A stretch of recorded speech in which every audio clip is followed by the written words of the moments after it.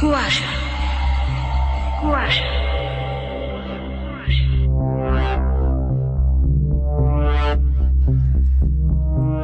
স্বাগত সবাইকে কুয়াশার রাতে, সাথে আছে আমি শারমিন, আর শুনছেন এবিসি রেডিও এফএম 89.2। অনেক প্রতীক্ষা, অনেক অপেক্ষার পর অবশেষে শুরু হয়ে গেল কাঙ্ক্ষিত অনুষ্ঠান। আর আজকেও আমাদের প্রতিবারের মতন রয়েছে প্রথম ঘন্টা একটি গল্প। আজকের গল্পটি একটি সংগ্রহিত গল্প, খুবই চমৎকার একটি গল্প, যেটা পড়ে শোনাবে সেতু। আর পরের ঘন্টায় চলে যাব আমরা কুয়াশার মূল কাহিনী শুনতে। আমাদের প্রথম যে গল্প রয়েছে সেটা শুনবো, সেটা সংগ্রহিত একটা গল্প। প্রথম গল্পটির নাম হচ্ছে ভুতুড়ে ঘুড়ি।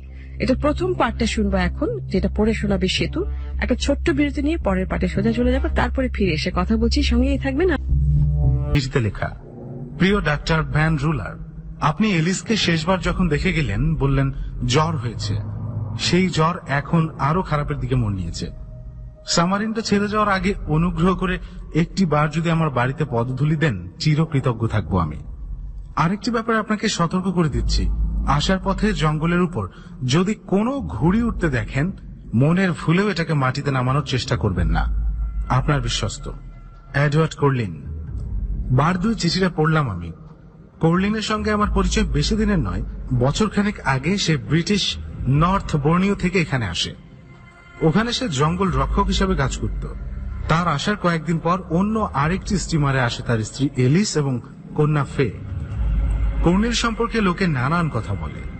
গুজব আছে জঙ্গল রক্ষকের চাকরি করার সময় ডায়াক আদিবাসীরা বিদ্রোহ ঘোষণা করলে সে তাদের সবাইকে নিষ্ঠুরভাবে দমন করে।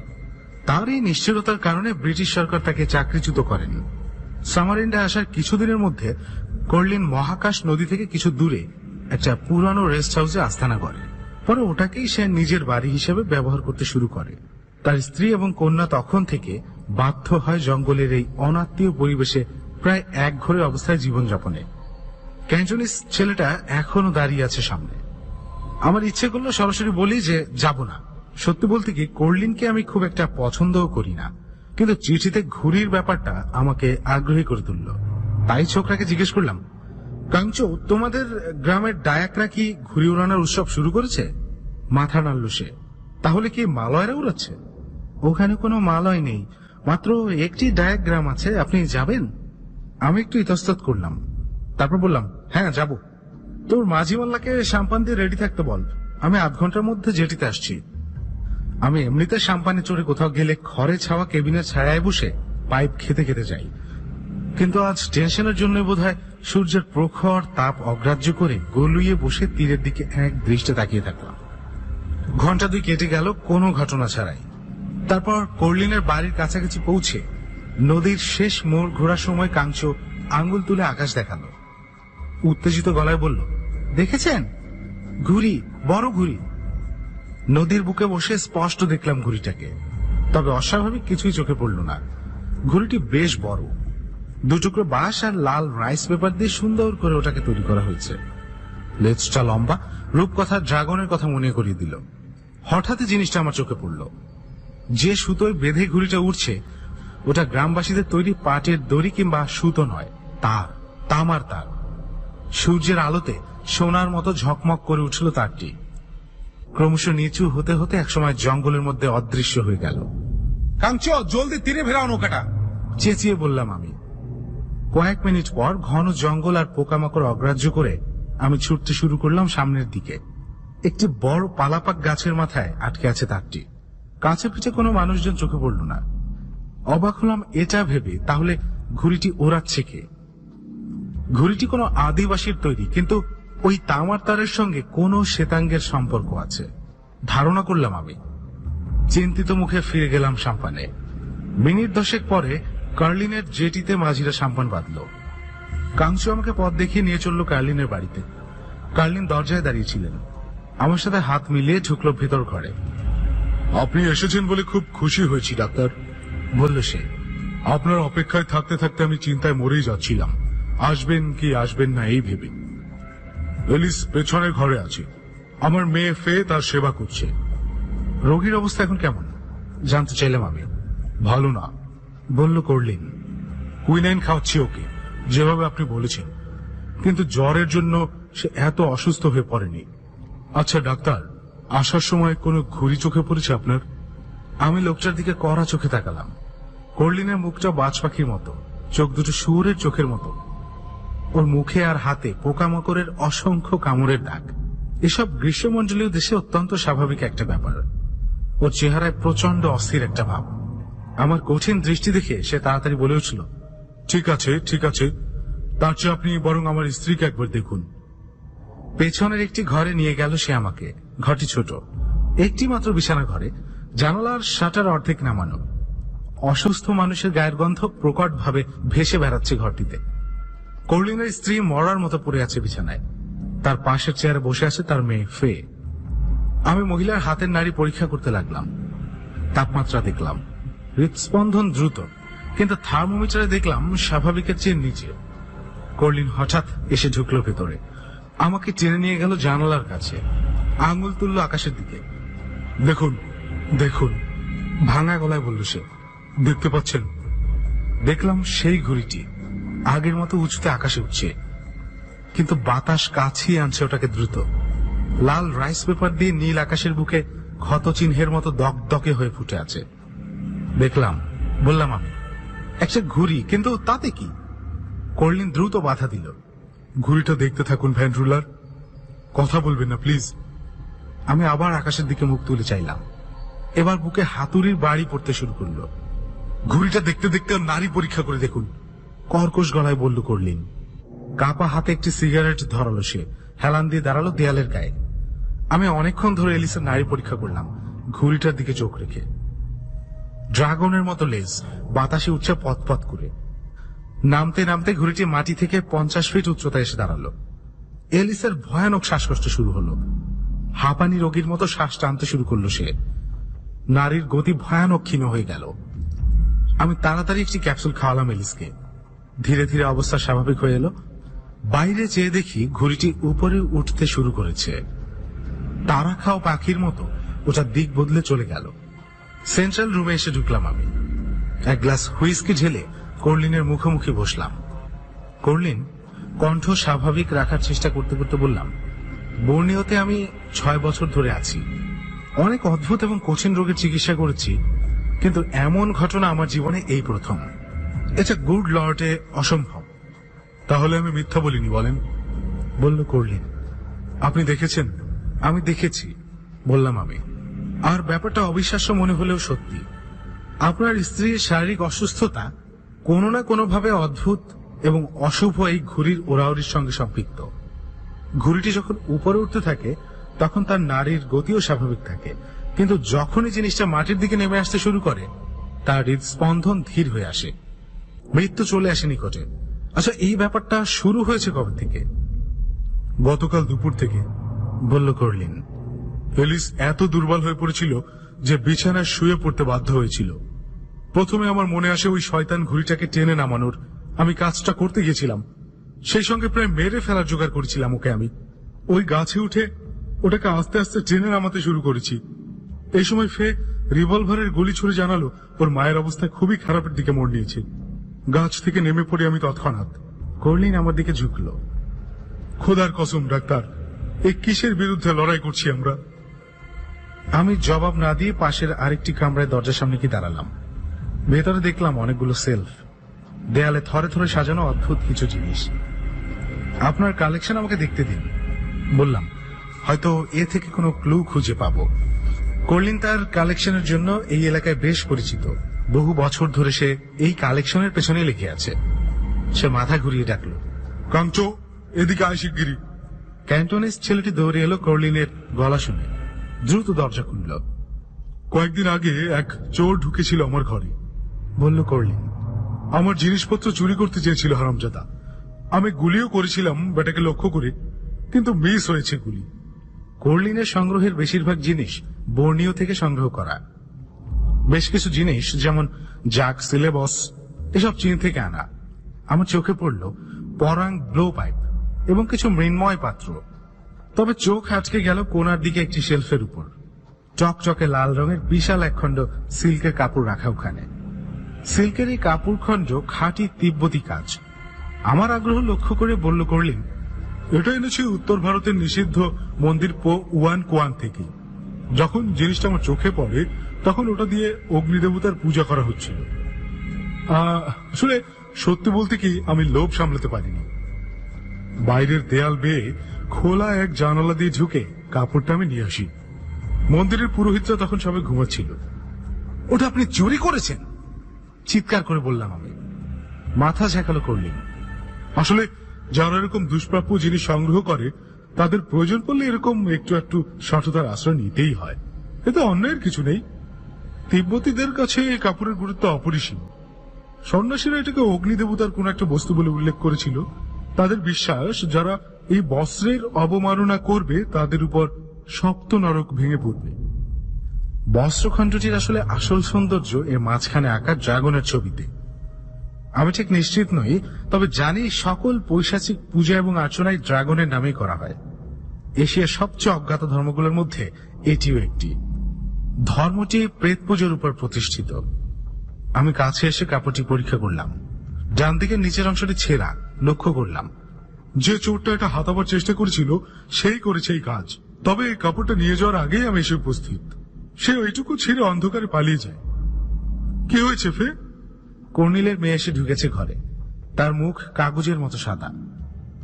তাড়াতাড়ি ডাক্তার! কেঁদে উঠল সে। আমার মা! বিদ্যুৎ বেগে আমি এলিসের ঘরে ঢুকলাম। তার পাশে বসে বুঝতে পারলাম আমার সমস্ত ধরাছোঁয়ার বাইরে চলে গেছে সে। মারা গেছে এলিস কর্নিল।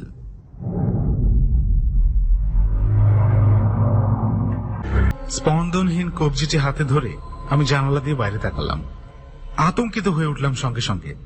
ঘড়িটি ধীরে ধীরে নেমে আসছে নিচে। গাছের মাথায় আছড়ে পড়ল ওটা। পরক্ষণে অদৃশ্য হয়ে গেল ঘন জঙ্গলে।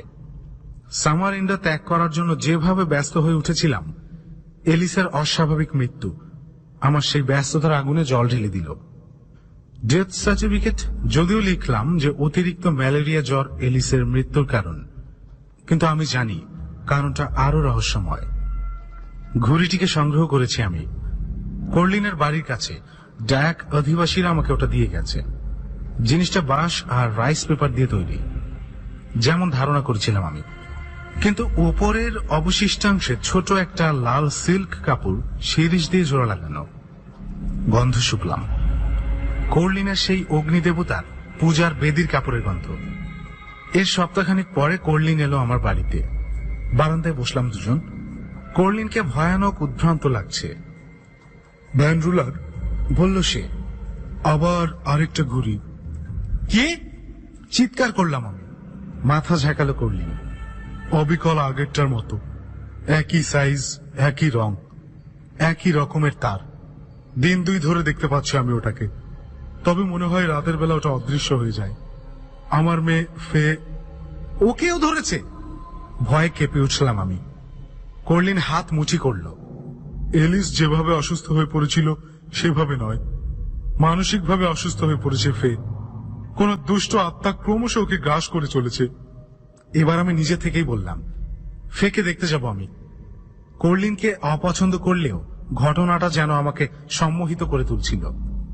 কর্লিনকে জানালাম ঘণ্টাখানেকের মধ্যেই আমি সাম্পানে চড়তে যাচ্ছি।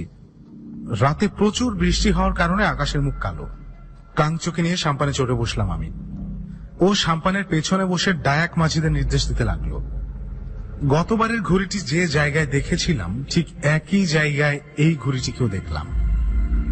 নদীঘাটে সাম্পান ফেরার আগ পর্যন্ত এক দৃষ্টিতে চেয়ে থাকলাম ঘড়িটার দিকে, কিন্তু কোনো মন্তব্য করলাম না।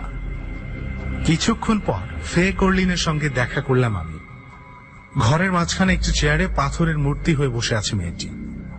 চোখ দুটো সামনের দিকে স্থির। একটি মুখোশ যেন পরে আছে সে। ঠোঁট দুটো রক্তশূন্য। মিনিট পাঁচেক ওর সঙ্গে আস্তে আস্তে কথা বলার চেষ্টা করলাম, কিন্তু কোনো কথার উত্তর দিল না সে। হঠাৎ সে দাঁড়িয়ে পড়ল। গলা চিরে বেরিয়ে এলো সুতীব্র আর্তনাদ। পর মুহূর্তে মরা মানুষের মতো ধপাস করে পড়ে গেল সে মেঝের উপর। আমি ওকে পরীক্ষা করার জন্য এগিয়ে গেলাম, কিন্তু ভয়ে আমার বুকের মধ্যে ধরফর শুরু করেছে। ঘড়িটি আবার কাজ করা শুরু করেছে, কিন্তু এবার আর ব্যাপারটাকে সহজে ছেড়ে দেব না এই প্রতিজ্ঞা করলাম। মেয়েটির শারীরিক সামর্থ্য ওই ঘুড়ির ওঠানামার উপর সম্পূর্ণভাবে নির্ভরশীল। অবিশ্বাস্য হলেও ব্যাপারটা সত্য। ঘুড়িটাকে টেনে নামানো যাবে না, তাহলে মেয়েটি মারা যাবে। ওটাকে মাঝ আকাশেই ধ্বংস করতে হবে। ওষুধের বাক্সটা নিয়ে দৌড়ে ঘর থেকে বেরোলাম আমি। জঙ্গলের মধ্যে দৌড়াতে দৌড়াতে চলে এলাম নদীর ঘাটে, চড়ে বসলাম সাম্পানে। তীর লক্ষ্য করে বইছা বাইতে শুরু করলাম। আকাশে মেঘ জমেছে, ঝড়ের পূর্বাভাস। তামার তারটিকে অনুসরণ করে আমি তীরে চলে এলাম, ঢুকলাম জঙ্গলে। তারটি এখনো সে গাছের সঙ্গে জড়িয়ে আছে। আমি ওষুধের বাক্স খুলে কাজে লেগে গেলাম। প্রথমে বের করলাম পাইরক্সিলিন, স্প্রে করে দিলাম সামনে। ইথার এবং অ্যালকোহলের সঙ্গে 24 গ্রাম পাইরক্সিলিন মেশালে তৈরি হয় কলোজিয়ন, ছোটখাটো ক্ষত সারাবার মহৌষধ। আসলে পাইরক্সিলিন গান কটন ছাড়া অন্য কিছু নয়। বাক্স থেকে একটি ব্রাশ টিউবও বের করলাম। ওটার দুটো মুখেই বারুদের ক্যাপ পরানো। ক্যাপ দুটো খুলে ওগুলোর মধ্যে গান কটন ঢোকালাম। পকেট থেকে একটা বড় কাগজের টুকরো বের করলাম, তারপর ঘড়ির চেইনটি খুললাম। বাচ্চাদের ঘুড়ির লেজে বেঁধে খবর পাঠাতে দেখেছেন? আমিও তাই করছি।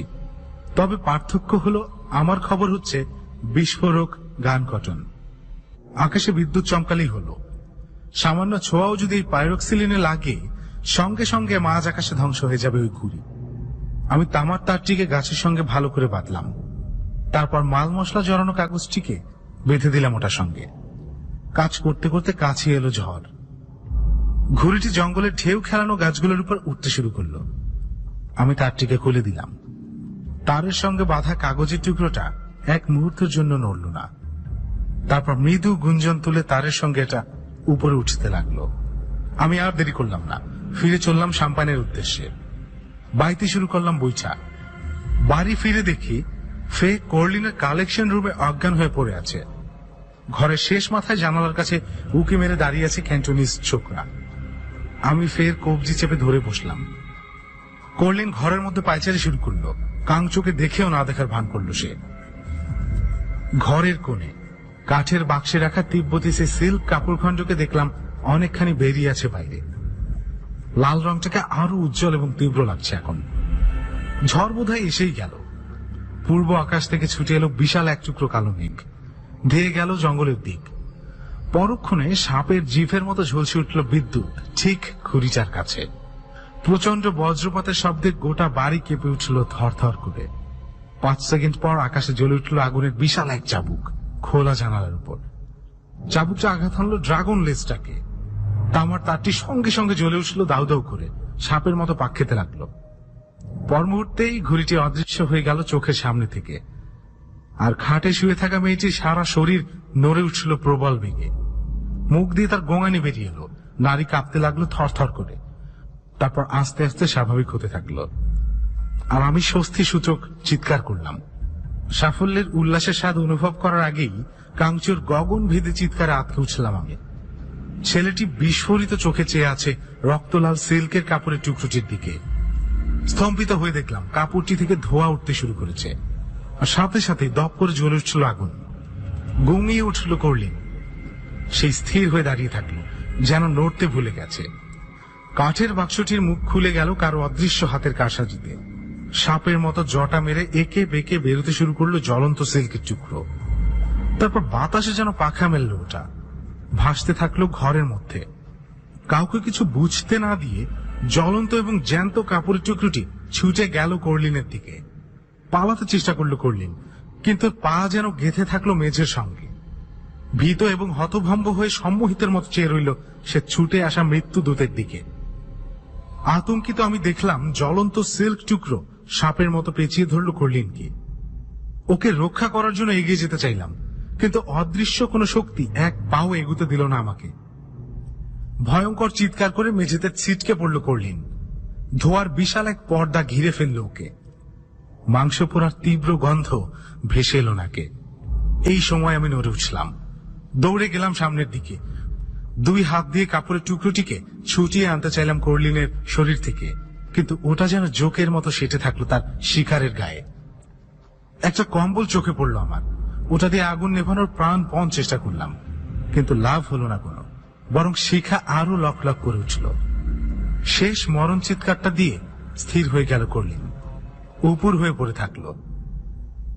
জানুয়ারির 29 তারিখ সামারিনটা ত্যাগ করলো ফে।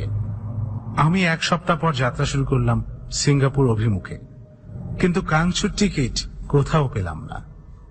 এডওয়ার্ড কর্লিনের মৃত্যুর জন্য ক্যান্টনিজ এই ছোকরা যে দায়ী তা আমি ডাচ কর্তৃপক্ষকে বলতে পারতাম, অথবা এই ঘটনার উপর একটি তদন্ত করবার দাবিও জানাতে পারতাম, কিন্তু এগুলো করে কলোনিয়াল কোর্ট অফ ল যে কথা জানতে পারত তা তাদের কাছে অবিশ্বাস্য এবং অসম্ভব বলেই মনে হতো। পুরো ব্যাপারটাকে আমি আমার দৃষ্টিভঙ্গি দিয়ে ব্যাখ্যা করতে পারি। যেমন, আমি কর্লিনের বাড়িতে গ্যাসোলিনের একটি ক্যান আবিষ্কার করেছিলাম। তাছাড়া ওই বাড়িতে আমি খুঁজে পেয়েছি এক গোছা তার গোছা কালেকশনের রুমে ছিল। সম্ভবত বাঁশের কার্টেনের সাপোর্টিং লাইন হিসেবে ওগুলো ব্যবহার করা হতো, এবং এই তার থেকে সৃষ্ট আগুন ওই সিল্কের কাপড়ে আগুন লাগার কারণ হিসেবে বলা যায়। আর কাংচুর ব্যাপারে যে কথাটি আমি জেনেছি তা হচ্ছে, সে আদৌ ক্যান্টনিজ নয়, সে আসলে সেই নিষিদ্ধ মন্দির পো ইয়ান কুয়ান, যেখান থেকে কর্লিন অগ্নিদেবতার বস্ত্র চুরি করেছিল। সেখানকারই এক প্রাক্তন সন্ন্যাসী, একজন তিব্বতী। কিন্তু তারপরও সেই ভৌতিক ঘুড়ি, কর্লিনের স্ত্রীর মৃত্যু এবং তার কন্যার জীবনে সেটার অদ্ভুত প্রভাব, এসব প্রশ্নের জবাব আমি খুঁজে পাইনি। শুধু জ্বরের কারণে এলিস মারা গেছে কিংবা ফে অসুস্থ হয়েছে এই কথা আমি বিশ্বাস করি না।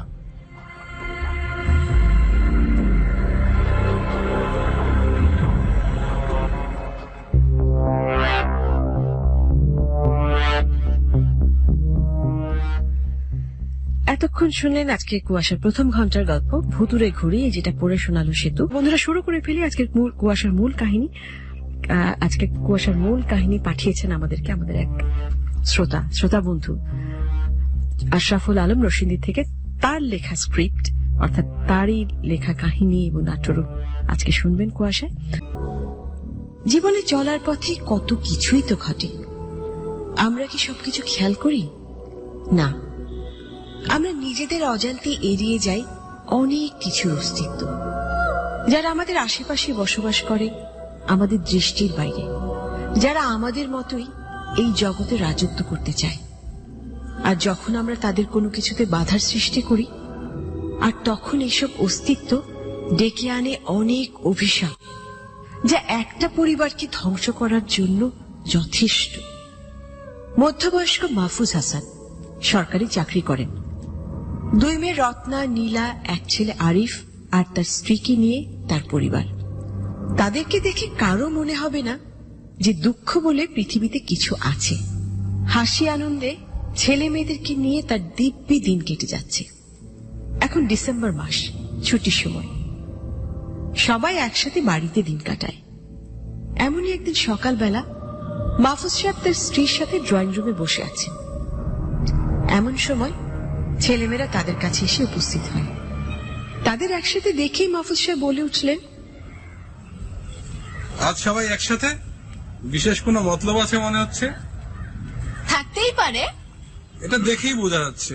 বলে ফেল। বাবা এখন তো শীতের ছুটি, তাই ভাইয়া বলছিল কোথাও থেকে বেরিয়ে আসার জন্য। আমাকে কেন এসবের মধ্যে টানছিস? আমি কখন বলছি? প্ল্যানটা তো তোদের সবার, তাই না? যারই হোক, এই ছুটিতে কি বাড়িতেই বসে থাকবো না কোথাও বেড়ানোর জন্য যাব? এক জায়গায় এতদিন থাকতে ভালো লাগে বলো? বাবা আমরা তো যাচ্ছি কোথাও বেড়াতে, তাই না? একবার যখন বলেছিস তখন না যাওয়া পর্যন্ত তো আর রেহাই নাই। ঠিক আছে, আমরা যাব, তবে কিছুদিন সময় লাগবে। একটা সুন্দর জায়গা কোথায় আছে তার খোঁজ নেই আগে। ইচ্ছাটা তো তোমারও কম না। কি যে বলো না, কাল সকালে আমি আরমানের সাথে কথা বলে সব ঠিক করে ফেলছি। ওকে ওকে, ডান।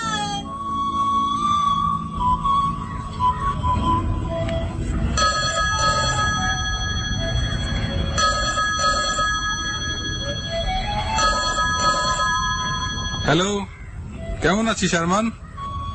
ভালো। আজ হঠাৎ করে আমার কথা মনে পড়লো। দরকার ছাড়া ফোন করার কথা তো মনে হয় না। বল, কিভাবে সাহায্য করতে পারি? তেমন কিছু না, গতকাল ছেলেমেয়েরা বললো একটু বেড়াতে যেতে চায়। এই ধর যে কোনো সুন্দর নির্জন জায়গা। তোর কি এরকম কোনো জায়গা জানা আছে? যদি থাকে তাহলে বল না। আসলে এমন কোন জায়গা কোথায় হবে ঠিক মনে পড়ছে না, তবে একটা জায়গার সন্ধান দিতে পারি। কোথায়? সিলেটের একটা এলাকা, সেখানে চা বাগান আছে, জায়গাটা অনেক সুন্দর। আমাদের পুরনো একটা বাংলো আছে সেখানে, বছর 10 আগে কিনেছিলাম। যদি যেতে চাস সেখানে যোগাযোগ করে তোদের থাকার ব্যবস্থা করে দিতে পারি। জায়গাটা কোথায়? সিলেটের মালনী ছড়ায়, অনেকটা গ্রাম এলাকা, বিদ্যুৎ নেই। ভেবে দেখ, যদি থাকতে পারিস তাহলে ব্যবস্থা করে দিতে পারি। তবে কি? বাংলোটা একটা সমস্যা আছে। সবাই বলে এটাতে নাকি অতৃপ্ত আত্মারা ঘোরাঘুরি করে। আমার পরিবারের কেউই কিন্তু এটাতে থাকেনি। কি বলিস এইসব? এই বিজ্ঞানের যুগে ভূত? ব্যাপারটা মজার হবে তো। আরেকবার ভেবে দেখলে কি ভালো হতো না? তুই ঠিক করে ফেল, আমরা সামনে শনিবারেই যাব। আরেকবার ভেবে দেখলে কি ভালো করতি না? আরে এসব কুসংস্কার, আসলে কিছুই নেই। তুই ব্যবস্থা করতো, আর এদিকে আমরা তৈরি হতে থাকি। ঠিক আছে।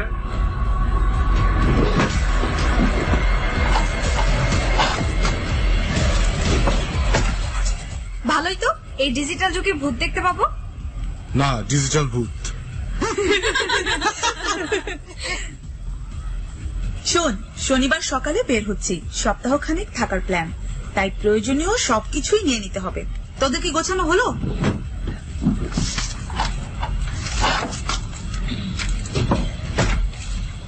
মা মা এই তো আরেকটু। কেন ডাকছো মা? ওরা তো ওখানে ফ্যাশন শো করতে যাবে, সাজসজ্জার ব্যাপার আছে না, সময় তো লাগবেই। এই তুই কি বললি? এটা সবসময় পিছা লাগা না? সবসময় সারাক্ষণ এই কাজ করে যায়।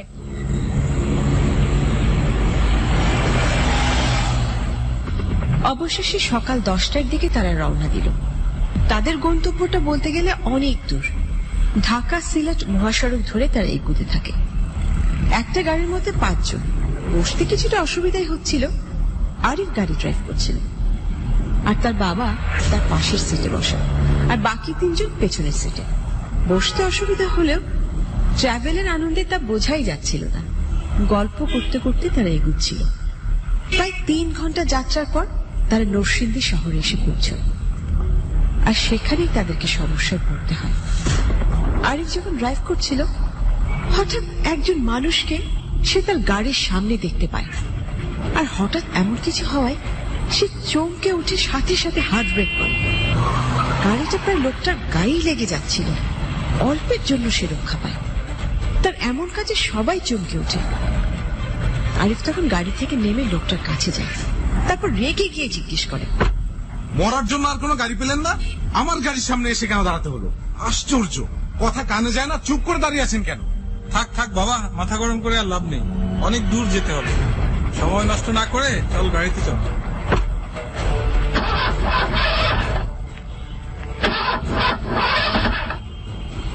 তারা 2 জনে গাড়িতে ওঠে, আর ওই লোকটা রাস্তা পার হয়ে চলে যেতে থাকে। লোকটা গাড়ির সামনে থেকে যাওয়ার পর আরিফ আবার গাড়ি স্টার্ট দেয়, কিন্তু গাড়ি আর স্টার্ট নিচ্ছিল না। তারা অবাক হয়, নতুন গাড়ি, মাত্র কিছুদিন হয় কিনলো, তার উপর সিএনজিও করা, গাড়ি স্টার্ট নেবে না কেন? অনেক চেষ্টার পরও গাড়িটা স্টার্ট নিচ্ছিল না। তাদের কপাল হয়তো ভালো ছিল, তাই একটু সামনে একটা গ্যারেজ ছিল। তারা সেখানে যায়। গ্যারেজের লোকরা এসে গাড়িটা ঠিক করার চেষ্টা করতে থাকে, এবং তারা জানায় যে ঠিক করতে একটু সময় লাগবে। কি আর করার, তাই তখন তারা লাঞ্চ করে ফেলার সিদ্ধান্ত নেয়। ততক্ষণে নিশ্চয়ই গাড়িটাও ঠিক হয়ে যাবে। যেই ভাবা সেই কাজ, তারা কাছের একটা রেস্টুরেন্টে চলে যায় লাঞ্চ করার জন্য।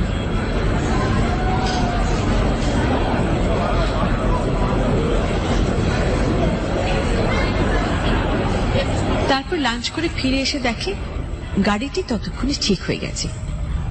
গ্যারেজের বিল পরিশোধ করে তারা আবার যাত্রা শুরু করল। আবহাওয়াটাও ভালো ছিল। চারপাশের মনোরম পরিবেশ দেখতে দেখতে তারা এগুতে থাকে। কিছুক্ষণ পর গাড়িতে আরিফ একটা গান প্লে করে, তারপর সবাই তার সাথে ঠোঁট মিলিয়ে গাইতে থাকে। সবকিছু মিলিয়ে খুব আনন্দের সাথে তারা এগিয়ে যেতে থাকে। তারপর তারা যখন সিলেট এসে পৌঁছল, তখন প্রায় সন্ধ্যা 7টার মতো বেজে গেছে।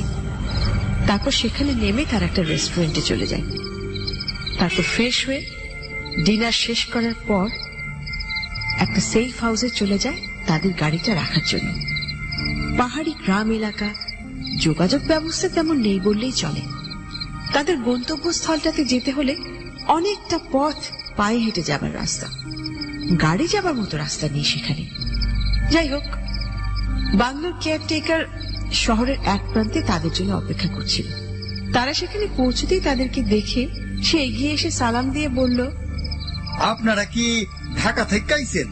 হ্যাঁ, আপনি? আমি এই বাংলোর কেয়ারটেকার। সাহেব আমারে আপনাদের কথা কইয়া রাখছে, আইয়েন আমার লগে আইয়েন। তারপর তার সাথে করেই তারা বাংলোর উদ্দেশ্যে রওনা হল।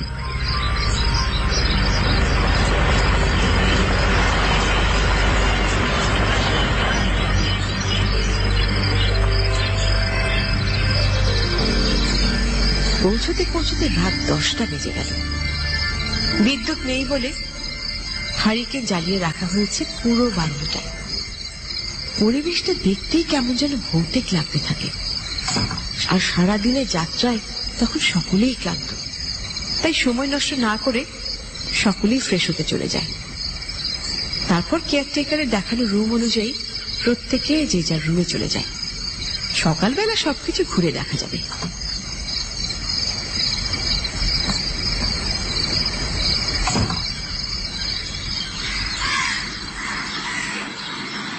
তারপর সেই গ্রামীণ পরিবেশে সকালে মিষ্টি পাখির ডাকে সবার ঘুম ভাঙল। সুন্দর একটা ঘুমের পর সবাই এখন বেশ ফ্রেশ। তারপর ফ্রেশ হবার পর সবাই ডাইনিং রুমে এসে বসল।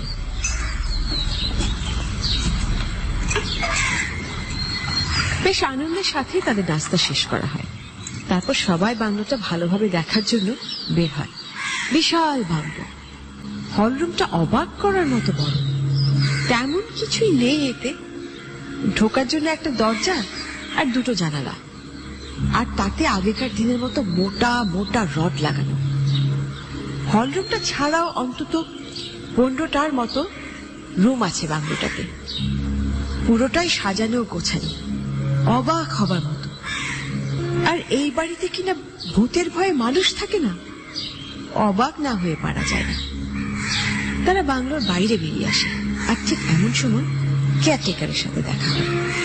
আর তাদের দেখে কেয়ারটেকার বলে ওঠে, সাহেব একটা কথা কই, কিছু মনে করিলেন না? বলো, কি বলতে চাও? সাহেব, এই বাড়িটা কিন্তু বালা না। অনেকেই এখানে অনেক কিছু দেখছে। আমি কই কি, সময় থাকতে সাবধান হয়ে গেলে বালা হইবে। কেন, কি আছে এই বাড়িতে? সাহেব, অনেকেই এখানে একটা মাইয়া মানুষ দেখছে এই বাড়িতে। রাতের বেলায় ঘুরা বেড়ায়, মাঝ রাইতে কান্নার আওয়াজও পাওয়া যায়। আপনি বলতে চাচ্ছেন এই বাড়িতে ভূত আছে? আরে আমি একা কেন, হক গলেই তো এই কথা কয়।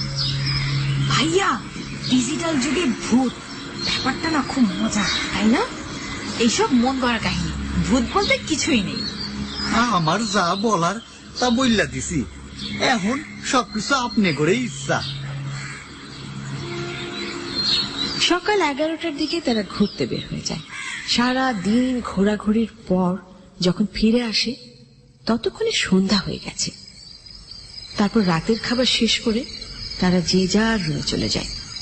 সারাদিনের ঘোরাঘুরিতে সকলেই ভীষণ ক্লান্ত, তাই বিছানায় শোবার সাথে সাথে ঘুমিয়ে পড়ে সবাই। হঠাৎ মাঝরাতে কোন একটা শব্দে নীলার ঘুম ভেঙে যায়।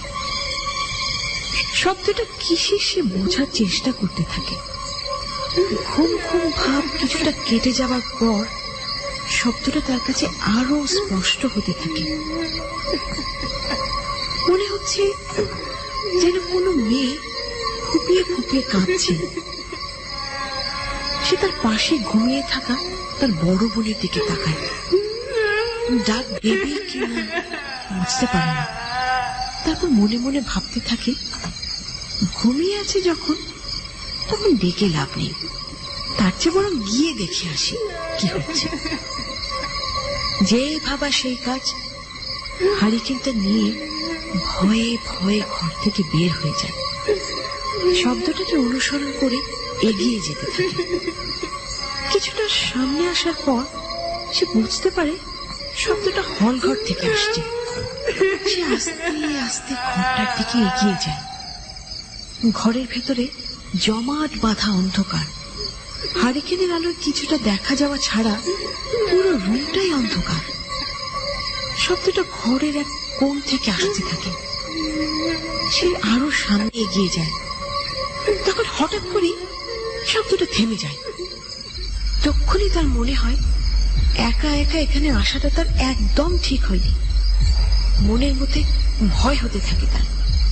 তারপর ফিরে যাবার জন্য সে দরজার দিকে ঘুরে দাঁড়ায়। ঠিক তখন দরজার সামনে সাদা একটা কিছু দেখতে পায় সে।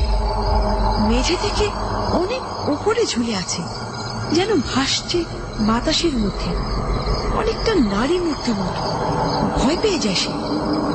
আর এদিকে হারিকেনের আলোটাও প্রায় নিভে আসছে। আর এমন সময় হঠাৎ করে অট্টহাসির শব্দ ভেসে আসে।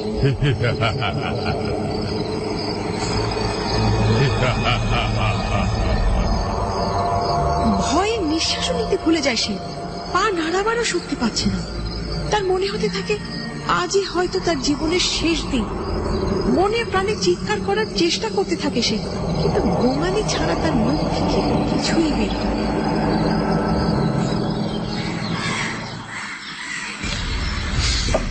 পরদিন সকালবেলা ডাইনিং টেবিল থেকে খোঁজ শুরু হয়ে গেল। কিরে, নীলাকে ডেকে তুললি না?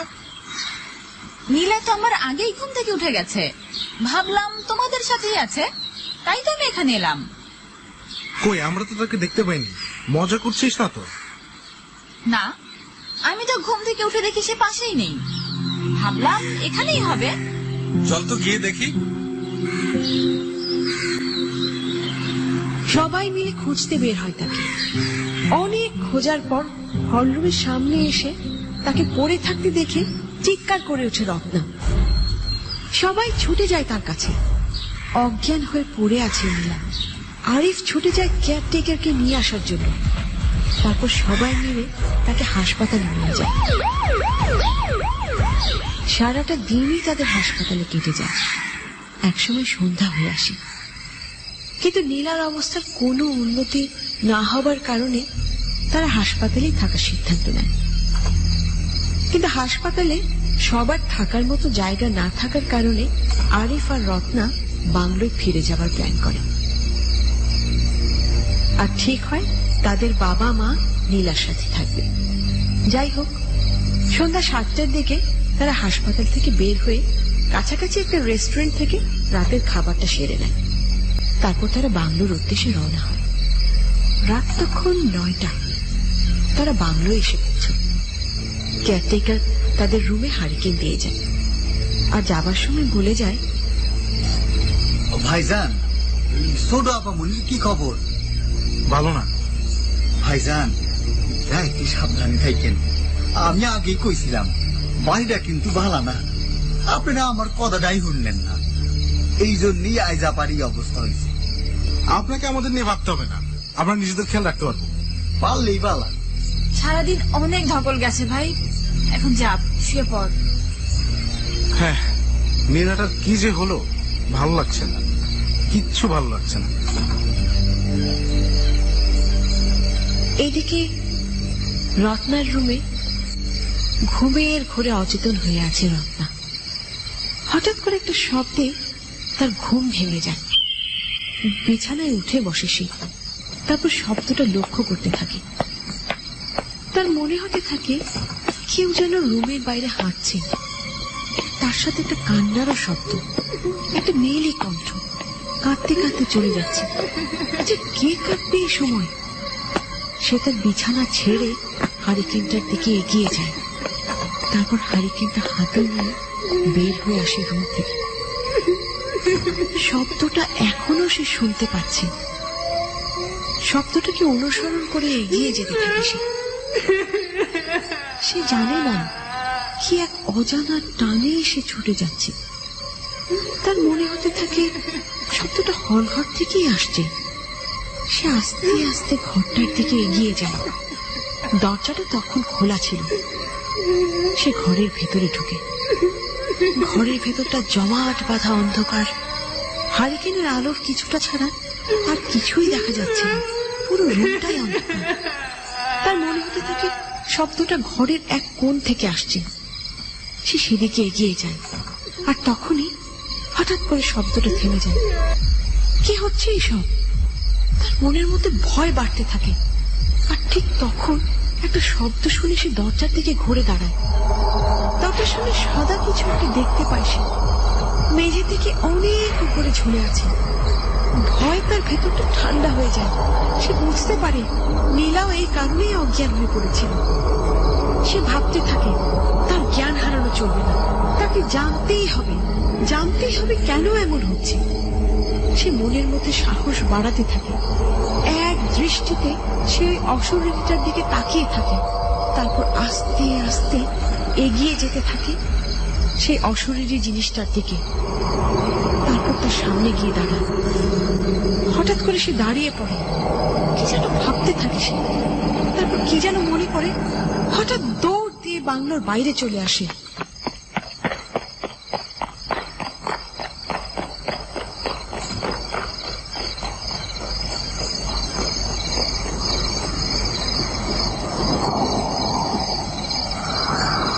তারপর বাংলোর ছাদের দিকে তাকায় সে, আর তারপর নিঃশব্দ রাত, ঝিঝি পোকার ডাক ছাড়া আর কিছুই শোনা যায় না। হঠাৎ মাঝে মাঝে শেয়ালের ডাক ভেসে আসে। এরই মধ্যে সেই ভয়ঙ্কর কণ্ঠটা আবার শোনা যায়। কেউ বাঁচবে না আমার বাড়িতে কেউ থাকবে না আমি ছাড়া। মেরে ফেলবো সবাইকে, মেরে ফেলবো। যারা বাড়ি যাবে মেরে ফেলবো তাদেরকে। কেউ বাঁচবে না, কেউ না।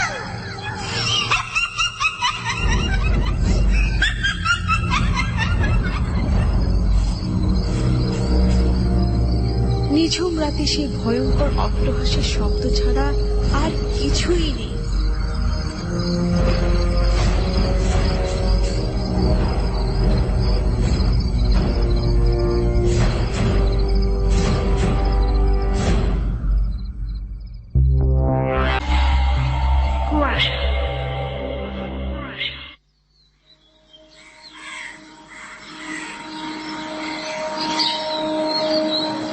পরদিন সকালবেলা আরিফ একটু দেরি করে ঘুম থেকে জেগে ওঠে।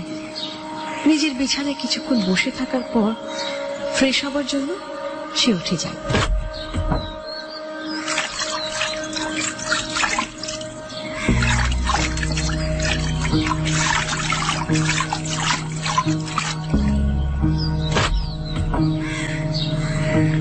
তারপর ফ্রেশ হয়ে ড্রয়িং রুমে ফিরে আসে সে, কিন্তু রত্নাকে সেখানে না দেখে সে অবাক হয়। রত্না তো ঘুম থেকে উঠতে এত দেরি করে না। তারপর রত্নার রুমের দিকে যায় সে। তার রুমের সামনে যেতেই সে দেখতে পায় রুমের দরজা খোলা, কিন্তু ভেতরে কেউ নেই। ভয়ে তার ভেতরটা চমকে ওঠে। তারপর সে বাইরে বের হয় তাকে খোঁজার জন্য। বাংলোর চারপাশটা খুঁজে দেখে সে, কিন্তু কোথাও তাকে দেখতে পায় না। এমন সময় কেয়ারটেকারের সাথে তার দেখা হয়। তাকে সব খুলে বলে সে। আর তখনই কেয়ারটেকার বলে, আপনারে আগেই কইছি সাবধানে চলতে, জায়গাটা ভালা না। আপনারা কেউই আমার কথা শুনলেন না। আল্লাহ জানে কি হইছে। আহেন আমার লগে খুঁজা দেখি। তারপর তারা দুজনেই তাকে খুঁজতে বের হয়। সকাল গড়িয়ে দুপুর হয়ে যায়, কিন্তু তার কোনো খোঁজ পাওয়া যায় না। এদিকে দুপুরের আগেই তাদের হাসপাতালে যাওয়ার কথা ছিল, কিন্তু দুপুর প্রায় শেষ হয়ে আসছে, অথচ তারা আসছে না। অজানা আশঙ্কায় চিন্তিত হয়ে পড়লেন মাহফুজ সাহেব। তারপর তিনি আর অপেক্ষা করতে না পেরে আরিফের নাম্বারে কল করলেন। আরিফ ফোন রিসিভ করে হ্যালো বলতে তার বাবা বলে উঠলেন,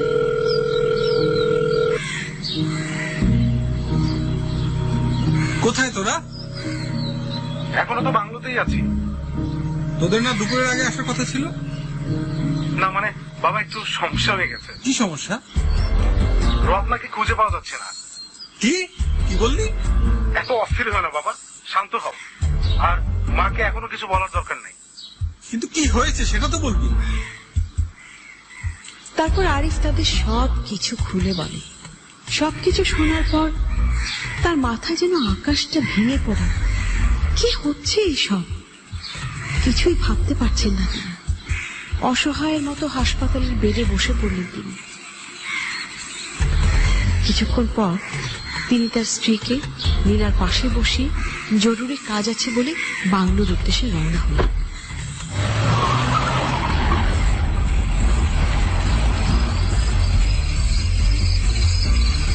বাংলোয় আসতে আসতে তার সন্ধ্যা হয়ে যায়। আরিফ আর কেয়ারটেকার তখনও রত্নাকে খুঁজছিল। তিনি এসে প্রায় পাগলের মতো তার মেয়ের খবর জানতে চাইলেন, কিন্তু চাইলে কি হবে? তাকে তো আর পাওয়া যায়নি। সব শোনার পর তিনি আর দেরি করতে চাইলেন না। ঠিক করলেন পুলিশের সাহায্য নেবেন। যেই ভাবা সেই কাজ। তিনি আরিফকে নিয়ে থানার উদ্দেশ্যে রওনা হলেন। যেমন করেই হোক তার মেয়েকে খুঁজে পেতেই হোক। আর যদি না পায় কি হবে তার? আর নিজের স্ত্রীর কাছেই বা কি জবাব দেবেন? কিছুই ভাবতে পারছেন না তিনি। রাত 9টার দিকে তিনি থানায় এসে পৌঁছলেন। তখন থানার দায়িত্বে ছিলেন পুলিশ ইন্সপেক্টর তারেক মাহমুদ। যখন তারা থানায় আসলো, তিনি তাদের অবস্থা দেখে বুঝতে পারলেন বড় কোনো রকমের সমস্যা হয়েছে। তারপর মাহফুজ সাহেব তারেক সাহেবকে তাদের বেড়াতে আসার কথা জানান। বাংলোয় ওঠা থেকে শুরু করে তার ছোট মেয়ে নীলার হঠাৎ অজ্ঞান হয়ে যাওয়া আর রহস্যজনকভাবে রত্নার উধা হয়ে যাওয়া সম্পর্কে সব কিছুই তাকে খুলে বললেন। তারপর তার সব কথা শোনার পর তারেক সাহেব বলে উঠলেন, আপনারা যে বাংলোটায় উঠেছেন সেটার কথা আগেও অনেকবার শুনেছি। ভৌতিক বাংলো হিসেবে এই শহরে বাংলোটার অনেক সুনাম আছে। রাতে নাকি এটাতে অতৃপ্ত আত্মারা ঘোরাঘুরি করে। একটা মানুষের সন্ধান পাওয়া যাচ্ছে না আর আপনি ভূতের গল্প শোনানো শুরু করেছেন। এই আধুনিক যুগে এসে আপনি ভূত প্রেত বিশ্বাস করেন? তাছাড়া আপনার মতো শিক্ষিত লোক এসব কথা বলে। ডিসগাস্টিং। আহা, রেগে যাচ্ছেন কেন?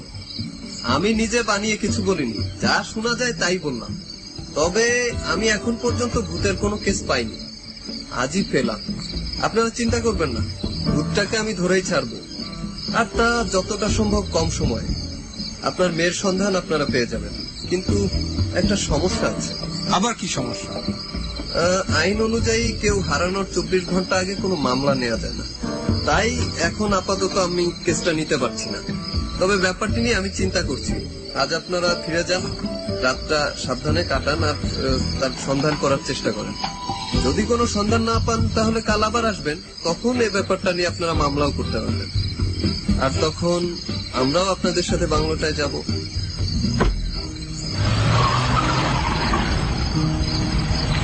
তারেক সাহেবের কথা শুনে তারা প্রায় হতাশ হয়ে পড়ে, কিন্তু কিছুই করার নেই। তাই তারা বিষণ্ণ মনে বাংলোয় ফিরে আসে। রাতটা তাদের অনেক কষ্টে পার করতে হয়। চিন্তায় রাতে কারোরই ঘুম হয়নি।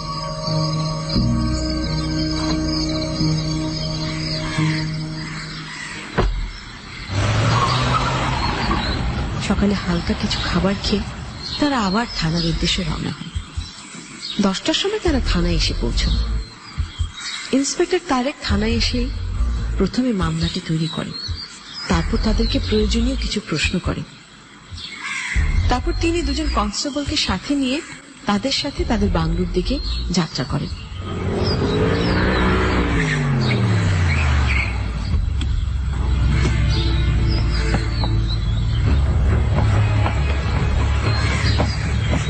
বাংলায় পৌঁছানোর পর প্রথমে তিনি পুরো বাংলোটা ঘুরে দেখেন। সেই বাংলো বিশাল বিশাল রুম, তবে হল রুমটা অবাক করার মতো বড়। তেমন কিছুই নেই এতে। ঢোকার জন্য একটা দরজা আর দুটো জানালা, তাদের আগেকার দিনের মতো মোটা মোটা রড লাগানো। হল রুমটা ছাড়াও অন্তত 15টার মতো রুম আছে বাংলোটাতে। পুরোটাই সাজানো ও গোছানো। বাংলোর চারপাশে নানা ধরনের গাছপালা। বাংলোর পেছনের দিকটা হালকা জঙ্গল মতো হয়ে গেছে। তিনি সব কিছুই নোট করতে থাকেন। তারপর কেয়ারটেকারকে ডেকে কতগুলো প্রশ্ন করেন। আচ্ছা, আপনি কতদিন থেকে এখানে আছেন? স্যার 20-25 বছরের বেশি হইব। আপনার পরিবারও থাকে এখানে? যে স্যার, যে এইখানেই থাকে, কিন্তু যখন কেউ এইখানে বেড়াইতে আসে তখন আর এইখানে থাকে না, ওই যে ওই সামনের একটা বাড়িতে থাকে স্যার। আচ্ছা, আপনার ছেলে মেয়ে কয়জন? আমার কোনো ছেলে পুলে নাই স্যার। আচ্ছা, আপনারা যখন এখানে থাকেন তখন ভয় করে না? এখানে তো ভূতের আড্ডা, আপনাদের তো ক্ষতি করতে পারে। আমরা তো স্যার একা মানুষ, ক্ষতির চিন্তার কি করমু? হারাবার মতো আমার ঘরে আসলে কিছুই নাই, তাই এইখানেই থাই। আচ্ছা আচ্ছা, আপনি এখন যেতে পারেন। মাহফুজ সাহেব। জি বলেন তারেক সাহেব। পুরোটা বাংলোই তো ঘুরে দেখলাম, তেমন সন্দেহজনক কিছু দেখছি না।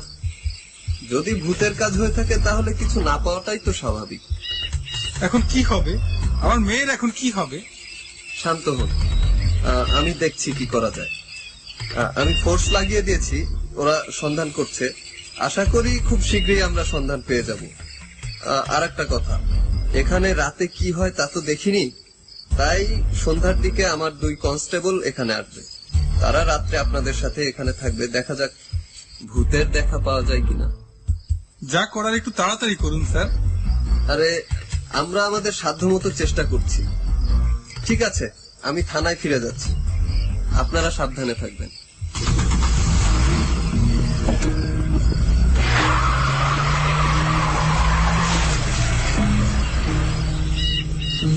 কি হবে এখন কিছুই ভাবতে পারছে না মাহফুজ সাহেব।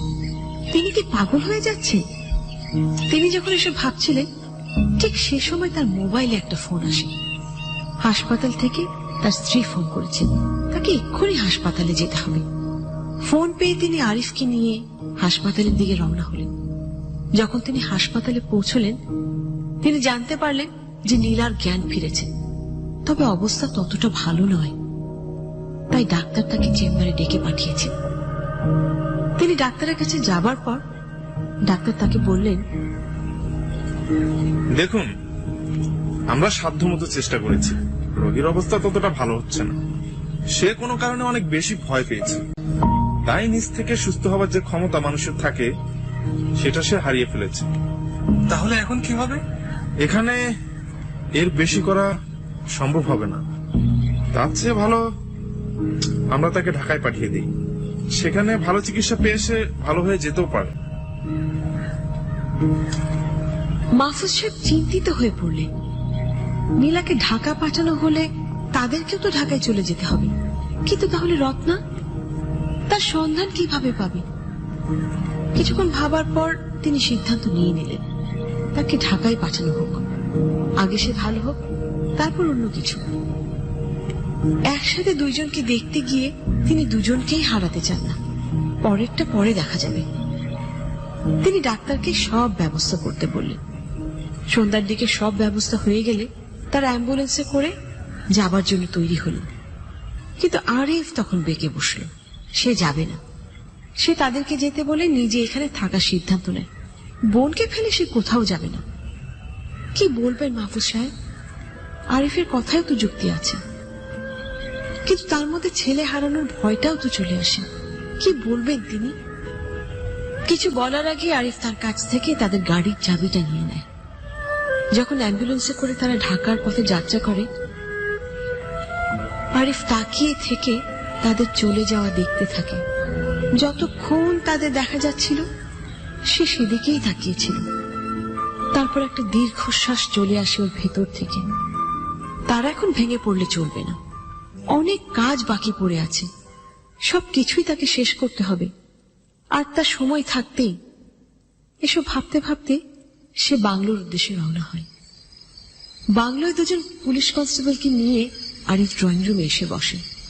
বিদ্যুৎ না থাকার কারণে বাংলোটা খুব বেশি অন্ধকার দেখাচ্ছে। তারা একসাথে কিছুক্ষণ গল্প করার পর আবার গিয়ে বাংলোর রুমগুলো একটু ঘুরে দেখে আসে। তারপর আবার রুমে এসে বসে। তাদের সামনে একটা হারিকেন জ্বালানো রয়েছে। হারিকেনের আলো বলে কথা, শুধু অন্ধকার কেটে নিজেদের অস্তিত্ব প্রমাণ করা ছাড়া তেমন কোনো আলোই বের হচ্ছে না। তারা কোনোভাবে নিজেদেরকে দেখতে পাচ্ছে, আর চারপাশটা জমাট বাঁধা অন্ধকার। কিন্তু তারা তখনও জানে না কতটা বিপদ তাদের সামনে অপেক্ষা করছে। তারা জানে না কেউ অনুসরণ করছে তাদেরকে, দূর থেকে তাদের সব কিছুই সে দেখছে। তারা বুঝছিল না যে কতটা ভয়ঙ্কর সেই দৃষ্টি। তারা শুনতেও পারেনি যে কেউ তখন বলছিল, এবারে আমার কেউ থাকবে না এখানে, সবাইকে মেরে ফেলবো, কেউ থামাতে পারবে না, কেউ পারবে না, কেউ পারবে না।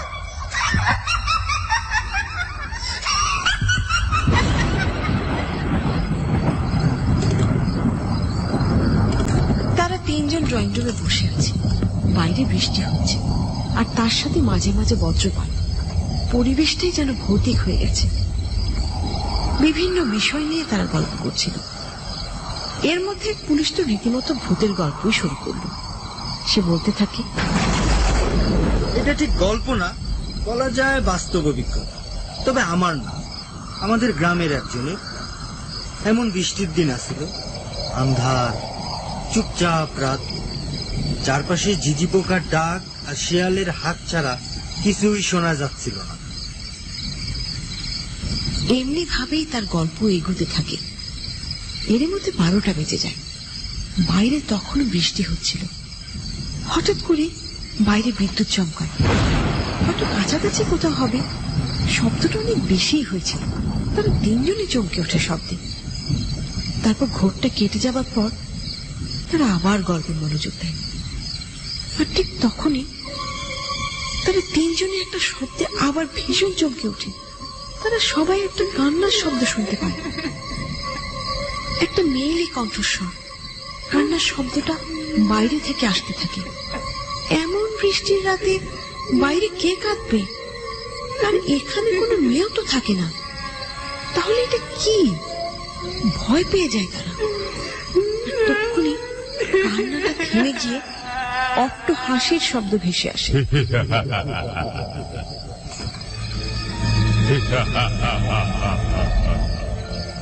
তাদের ভয়টা আরো বেড়ে যায়। হঠাৎ করে তারা বাংলোর ছাদের উপরে কারো হাঁটার শব্দ শুনতে পায়। শব্দটা ছাদের এক প্রান্ত থেকে অন্য প্রান্তে ছোটাছুটি করছিল। আর তার সাথে হাসির শব্দ তো আছেই। প্রচন্ড ভয় পেয়ে যায় তারা। কি করবে কিছুই বুঝতে পারছিল না। এদিকে হাড়ি কিন্তু নিভে যাওয়ার মতো অবস্থা হয়। এমন সময় হঠাৎ করে একজন পুলিশ তার রাইফেলটা হাতে নিয়ে বাইরের দিকে গুলি করে বসে। আর তারপর সব কিছুই আগের মতো নীরব হয়ে যায়। বাইরে থেকে শুধুমাত্র বৃষ্টির শব্দ আসতে থাকে। সারাটা রাত তারা ভয়ে ভয়ে পার করে। তারপর সকালে উঠে একসাথে তারা ব্রেকফাস্ট করে নেয়। তারপর তারা থানার দিকে রওনা হয়। থানায় পৌঁছে তারা ইন্সপেক্টর তারেককে দেখতে পায়। আরিফ কোনো কথা না বাড়িয়ে তার বোনের খবর জানতে চায়। স্যার, আমার বোনের কোনো খবর পাওয়া গেছে? আমার ফোর্স কাল সারাদিনই তার সন্ধান করেছে, কিন্তু কোনো সন্ধান পাওয়া যায়নি। একটা মেয়ে হারিয়ে গেছে আর তাকে খুঁজে পেতে এত সময় লাগে? দেখুন আরিফ সাহেব, আমরা আমাদের সাধ্যমতো চেষ্টা করছি। কোনো লাভ তো তাতে হচ্ছে না। দেখুন, আমরা এখনো জানি না তার কি হয়েছে। তার সাথে অনেক কিছুই হতে পারে। যেমন প্রথমত সে নিজে থেকেও কোথাও চলে যেতে পারে, আর যদি তা হয় আমরা তেমন কিছুই করতে পারবো না। দ্বিতীয়ত তাকে কোনো একজন, হোক সে ভূত অথবা মানুষ, কোথাও গুম করে রাখতে পারে, খুনও করতে পারে। তাহলে আমরা যতক্ষণ পর্যন্ত তার ঠিক কি হয়েছে জানতে না পারবো তেমন কিছুই করতে পারবো না। তারপরও আমরা চেষ্টা চালিয়ে যাচ্ছি। প্লিজ স্যার, যা করার একটু তাড়াতাড়ি করুন। বললাম তো, আমরা সাধ্যমতো চেষ্টা করছি। ও ভালো কথা, কাল রাতের ঘটনায় আপনার কি মনে হয়? মনে তো অনেক কিছুই হয়, কিন্তু এটা কিভাবে সম্ভব? ভূত বলে তো কিছুই নেই, তারপর কেন এমন হলো? দেখুন, ভূত আছে কি নেই তার সঠিক কোনো প্রমাণ কারো কাছে নেই। তাহলে আছে এবং নেই এই দুইটা সামনে রেখেই আমরা কাজ করতে পারি। যদি ভূত বলে কিছু থাকে তাহলে তো তাকে থামাবারও নিশ্চয়ই কোনো উপায় আছে, কিন্তু সেটা কি? সেটাই তো ভাবনার বিষয়। তবে আপাতত আমরা এক কাজ করতে পারি। কি কাজ? চলুন আমি আবার বাংলোটায় যাব, আবার সবকিছু ভালোভাবে দেখব। আর একটা কাজ করি। কি সেটা? এখনই বলবো না, আগে চলুন বাংলোর পরিবেশটা আগে উপভোগ করি।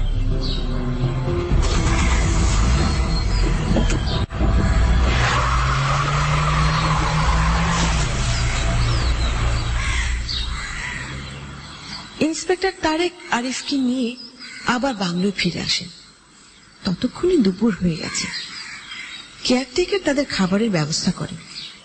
দুপুরের খাবার শেষ করবার পর ইন্সপেক্টর তারেক আবার বাংলোর চারপাশটা দেখতে থাকেন। বৃষ্টির কারণে কোথাও কোথাও পানি লেগে থাকা ছাড়া আর সব কিছুই আগের মতো আছে। তিনি কেয়ারটেকারকে একটা মই আনতে বললেন। তারপর কেয়ারটেকার মই নিয়ে আসার পর তিনি ছাদে উঠলেন। তার সাথে আরিফও উঠলেন। তিনি সব কিছুই আগের মতো দেখলেন। তিনি সেই ড্রামগুলোর কাছে গেলেন। সবকিছু ঠিক আছে, শুধু একটা ড্রাম হেলে পড়ে আছে, যেগুলো আগের দিন দাঁড় করানো ছিল। সবকিছু দেখার পর তারা নিচে নেমে আসেন। তারপর তিনি আরিফকে বলেন, আজ আপনি শহরের কোনো হোটেলে চলে যান। কেন? আজ রাতটা আমি এখানে থাকবো, আর একা একা থাকলে ভূতগুলো সামনে আসতে ভয় পাবে, আর আমার পরীক্ষাটাও ভালোভাবে করতে পারবে। কিন্তু এটা কিভাবে সম্ভব? আমার এক বোন ভয় পেয়ে কয়েকদিন ধরে হাসপাতালে পড়ে আছে, অবস্থা ভয়ানক। আরেক বোন এখান থেকে নিখোঁজ। কাল আমাদের তিনজনের সামনেই এত কিছু হয়ে গেল। আপনি একা থাকবেন কিভাবে? আপনার বড় কোনো ক্ষতি হয়ে যেতে পারে। আসলে আমিও তাই চাই, ভূত সম্পর্কে নিজের অভিজ্ঞতা নিতে চাই। এতে করে নিজের বিশ্বাসটারও একটু ঝালাই হবে। কিন্তু কোনো কিন্তু নয়, ভয় পাবেন না। সাথে রিভলভার আছে, 6টা বুলেট লোড করা আছে, আর 6টা রিজার্ভে আছে। কালকের ঘটনা থেকে যা জানলাম, ভূতেরাও বুলেটকে ভয় পায়। আমার তেমন কিছুই করতে পারবে না।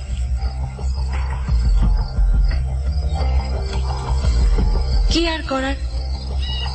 আরিফ অনেকটা বাধ্য হয়েই শহরের দিকে চলে যায় রাতে থাকার জন্য। আর ইন্সপেক্টর তারেক থেকে গেলেন সে বাংলোয়। তিনি তখনও জানেন না সামনে তার জন্য কি অপেক্ষা করছে। তিনি ধারণাও করতে পারেননি এই ভয়ঙ্কর বাড়িতে একা থাকার দুঃসাহস করার জন্য তাকে কি মূল্য দিতে হবে। রাতের খাবার শেষ করার পর তিনি শোবার ঘরে যান। কেয়ারটেকার আগে থেকে সেখানে একটা হারিকেন রেখে গেছিলেন। হারিকেনের মিটি মিটি আলোয় তিনি রিভলভারটা আবার পরীক্ষা করে নিলেন। সব ঠিক আছে। তারপর নিশ্চিত হয়ে তিনি শুয়ে পড়লেন। মাঝরাত হঠাৎ একটা শব্দে তার ঘুম ভেঙে যায়। সে বিছানায় উঠে বসে একটা কান্নার শব্দ শুনতে পায়, যেন কোনো মেয়ে কাঁদছে। বিছানা ছেড়ে উঠে যায় সে। তারপর হারিকেনটাকে নিয়ে শব্দটাকে অনুসরণ করে এগিয়ে যেতে থাকে। একসময় সে হল রুমের সামনে চলে আসে। রুমের দরজাটা আগের মতোই খোলা, কিন্তু তার স্পষ্ট মনে আছে সবগুলো দরজাই বন্ধ ছিল। তাহলে এটা খুলে গেল কিভাবে? হারিকেনটা নিয়ে ভেতরে ঢুকে সে। আর তখনই একটা অট্ট হাসির শব্দ ভেসে আসতে থাকে পুরোটা রুম থেকে। তার মনের মধ্যে ভয় এসে জড়ো হতে থাকে। ভালোভাবে শব্দটাকে লক্ষ্য করতে থাকে সে। রুমের চার কোণ থেকে শব্দটা আসছিল। এমন সময় ছাদের উপর থেকেও ধূপ ধাপ শব্দ শুনতে পায় সে। কিন্তু এটা কিভাবে সম্ভব? ছাদে ওঠার মতো কিছুই নেই আশেপাশে। তাহলে এবার সত্যি সত্যি ভয় পেয়ে যায় সে। কোমরে হাত দেয় রিভলভারটার জন্য, কিন্তু সে রিভলভারটা সেখানে পেল না। তখন তার মনে পড়ে রাতে পরীক্ষা করার পর সেটা সে বিছানায় তার বালিশের নিচে রেখেছিল, আর নেওয়া হয়নি। এখন কি করবে? এদিকে তার হাতের হারিকেনের আলোটাও ঝাপসা হতে থাকে, যে কোনো সময় নিভে যেতে পারে। তিনি আর রেস্ট নিতে চাইলেন না। ছুটে রুম থেকে বেরিয়ে নিজের রুমের দিকে চলে গেল। তখনও তার পেছনের দিক থেকে সে অট্ট হাসির শব্দ ভেসে আসছিল। রুমে এসে তিনি দরজা বন্ধ করে দেন। তারপর এগিয়ে এসে রিভলভারটা হাতে নিয়ে বিছানায় বসে পড়েন। এমন সময় তার হারিকেনটা নিভে যায়, অন্ধকার হয়ে যায় পুরো ঘরটা। ভয়ের মধ্যে নিজের উপর রাগ উঠে যায় তার। কেন আসার সময় সাথে কোনো মোমবাতি আনেননি? কিন্তু রাগ হলে কি হবে? তখন আর কিছুই করার ছিল না। অসহায়ের মতো তিনি বিছানায় বসে থাকেন। হয়তো তার কপাল ভালো ছিল, তাই সেদিন রাতে আর তেমন কিছুই ঘটেনি। তারপরও সারাটা রাত তাকে অনেক ভয়ে ভয়ে পার করতে হয়েছে। পরদিন সকালে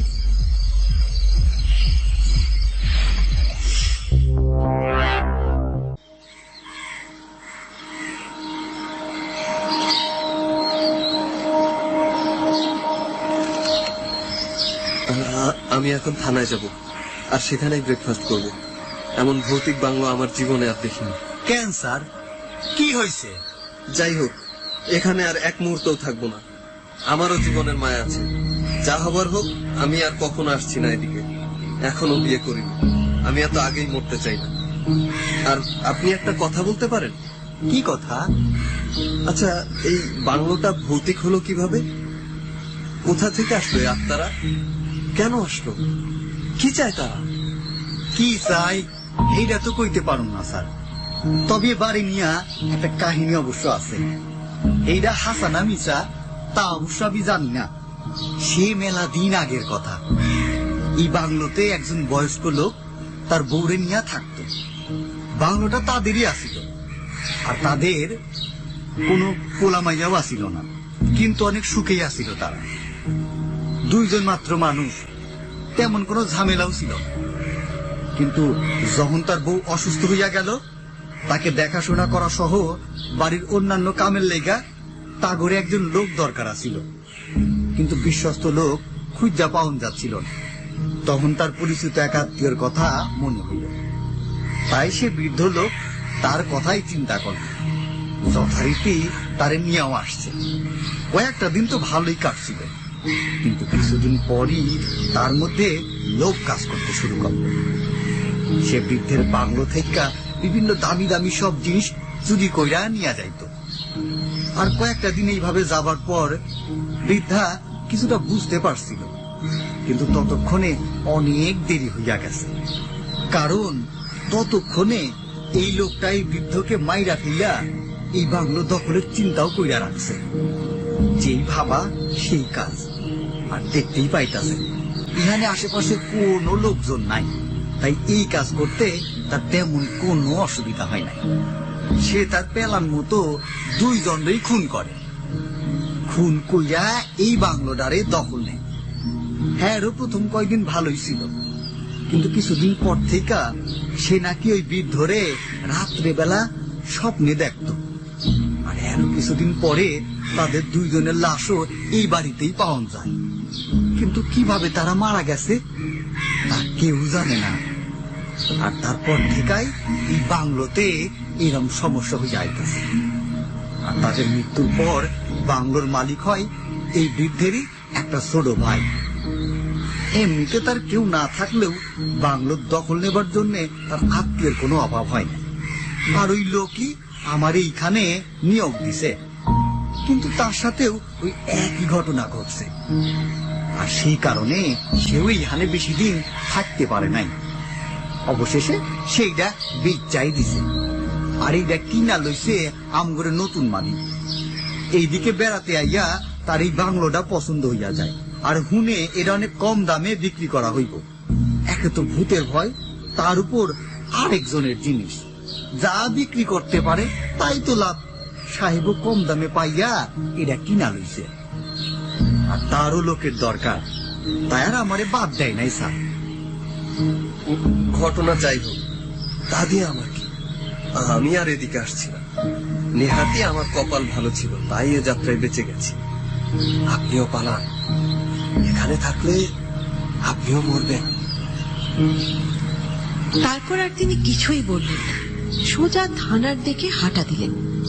আর এদিকে শহরে যাওয়ার পর আরিফ একটা হোটেলে ওঠে রাতে থাকার জন্য। এখানে সে নিরাপদ, কোনো ভয়ের কিছুই নেই। তারপরও রাতে তার ঘুম হয় না। ইন্সপেক্টর তারেকের জন্য তার চিন্তা হতে থাকে। তাদের জন্য সে নিজের জীবন বাজি রেখে বাংলোয় থাকতে গেছে। এমন দায়িত্ববান পুলিশ অফিসার এই যুগে দেখা যায় না। আর এদিকে ইন্সপেক্টর তারেক থানায় এসে নিজের চেয়ারে বসে ভাবতে থাকে, কি হলো এটা? এই সময়ে ভূত, কিন্তু ভূত বলে তো কিছুই নেই। তারপরও তিনি নিজে যা শুনলেন সেটা কিভাবে অবিশ্বাস করবেন? পুলিশ হলেও তিনি তো মানুষ, আর মানুষ হয়ে কি ভূতের সাথে পারবেন? গভীর এক চিন্তায় ডুবে যান তিনি। যখন এসব ভাবছিলেন ঠিক তখন আরিফ থানায় এসে উপস্থিত হয়। এসেই জানতে চায়, আপনি ঠিক আছেন তো? তার আগে বলুন, আপনারা সেখানে ছিলেন কিভাবে? কেন? কাল রাতে আমার সাথে যা হলো, এসবের পরে আমি আর নাই। আমি আর নাই মানে হলো, ওখানে সত্যি ভূত আছে। যে যাই বলুক, আমি নিজে সেখানে ছিলাম। আমি নিজেকে আর অবিশ্বাস করতে পারবো না। তাহলে আমরা আপাতত আপনার বোনের সন্ধান করছি, কিন্তু আমি ওই বাংলোর দিকে আর যাচ্ছি না। কি বলছেন? আপনি না পুলিশ, আপনি ভয় পেলে কিভাবে হবে? কিছু করার নেই ভাই, এত আগে শহীদ হতে চাই না। নিজের জীবনের মায়া সবারই আছে। আপনাকেও বলছি, যদি ভালো চান তাহলে বাংলোতে আর যাবেন না, হোটেলেই থাকেন আর বোনের সন্ধান করেন। আপনাকে কিছুই করতে হবে না, আমি চললাম। আরে কোথায় যাচ্ছেন? বাংলোতে। মানে? আপনি ভয় পেতে পারেন, কিন্তু আমি ভয় পাই না। ওরা আমার পরিবারকে নিয়ে খেলছে, আমি নীরবে তা দেখতে পারি না। আমি যাচ্ছি সেখানে। শুরু যখন হয়েছে আমি শেষটাও দেখে চান। আপনি কি সত্যি যেতে চান? আমি কি ফান করছি আপনার সাথে? মনে হচ্ছে না। তবে আমি সত্যিই দুঃখিত আপনাকে সাহায্য করতে না পেরে। কিন্তু বোঝেনি তো, জীবনের মায়া সবারই আছে। তবে আপনাকে সামান্য একটু সাহায্য করতে পারি। কি সাহায্য? আমি জানি কাজটা বেআইনি, তারপরও বলছি, আপনি এই রিভলভারটা নিয়ে যান। 6টা গুলি আছে, যদি কোনো সমস্যা হয় ব্যবহার করতে পারেন। কাজ করবে কিনা জানি না, তবে খালি থাকার চেয়ে কিছু একটা সাথে থাকা ভালো।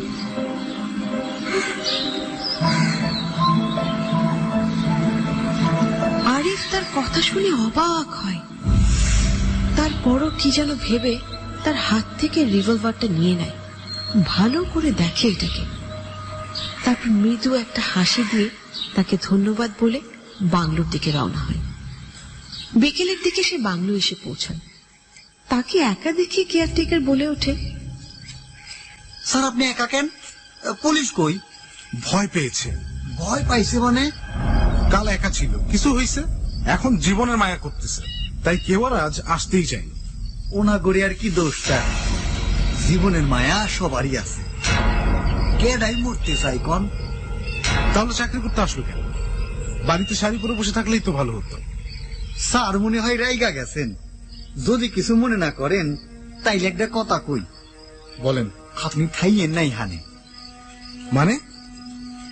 বাংলোটা যে কেমন সেটা তো দেখছেন। আর কত বড় কোনো ক্ষতি হওয়ার আগে সাবধান হন ভালা। আপনি চইলা যান। আমি এত সহজে হাল ছাড়বো না। শুরু যখন হয়েছে এর শেষ দেখে ছাড়বো। কিন্তু স্যার, ভূতের লগে লাগতে যাওয়াটা ভালো হইব না। যা হবার হবে, পরেরটা পরে দেখব। কি আর করা, আপনি যেটা ভালো বুঝেন সেইটাই করেন। আর এদিকে যখন এসব হচ্ছে তখন তার পরিবারের সবাই ঢাকায়। নীলাকে এরই মধ্যে ঢাকা মেডিকেল কলেজ হাসপাতালে ভর্তি করা হয়েছে। অবস্থা এখন উন্নতির দিকে। মাহফুজ সাহেব রত্নার ঘটনাটা তার স্ত্রীর কাছে গোপন রাখতে চাইলেও রাখতে পারেননি। তাদের সাথে আরিফ আর রত্নাকে না আসতে দেখে তার স্ত্রীর মনে সন্দেহ হয়েছিল, আর তাই মাহফুজ সাহেবকে একটু চাপ দিতেই তিনি সব ঘটনা খুলে বলেন। ফলে যা হবার তাই হলো। তার স্ত্রী এই ঘটনার কথা শুনে পুরোপুরি ভেঙে পড়লেন। সবকিছু মিলিয়ে এক হুলস্থুল কাণ্ড বেঁধে যায়। সুখের পরিবারে নেমে আসে বিষাদের ছায়া। একদিকে ছোট মেয়েকে দেখা, অন্যদিকে বড় মেয়ের হারিয়ে যাওয়া আর স্ত্রীর ভেঙে পড়া, সবকিছু দেখতে গিয়ে মাহফুজ সাহেবের অবস্থা কাহিল হয়ে পড়ে। তিনি ভাবতে থাকেন কি অন্যায় করেছেন তিনি, কেন হঠাৎ করে তার সুখের পরিবারটা এমন হয়ে গেল। তিনি তখন আরিফকে ফোন করেন।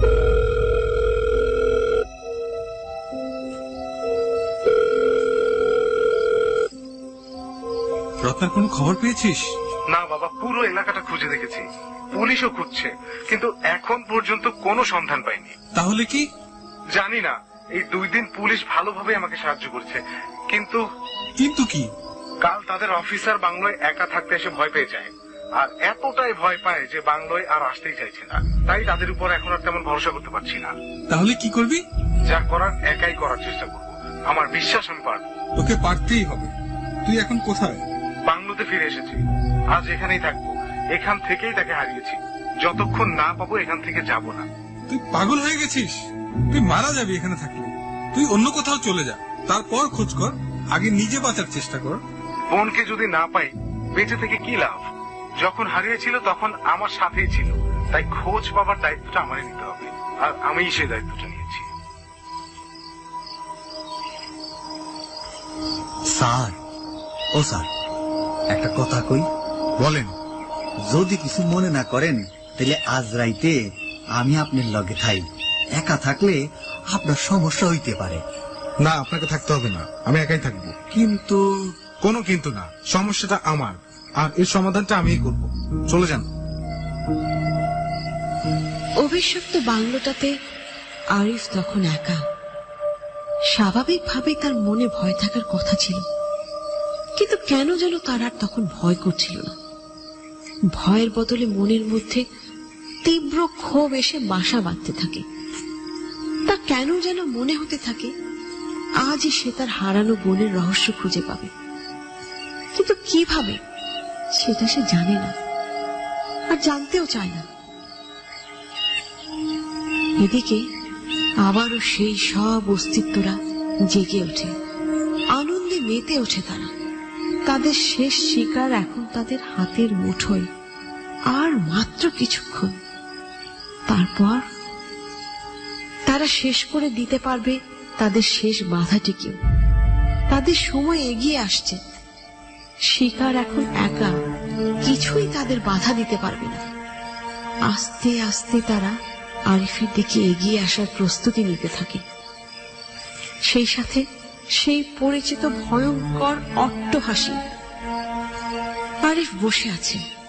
বসে থাকতে থাকতে একসময় সে ক্লান্ত হয়ে উঠে দাঁড়ায়, তারপর রুমের দিকে চলে যেতে থাকে। সে এখন ঘুমোতে চায়, আর তার চলে যাওয়া দেখে আনন্দে ফেটে পড়ে সেই সব অস্তিত্বগুলো।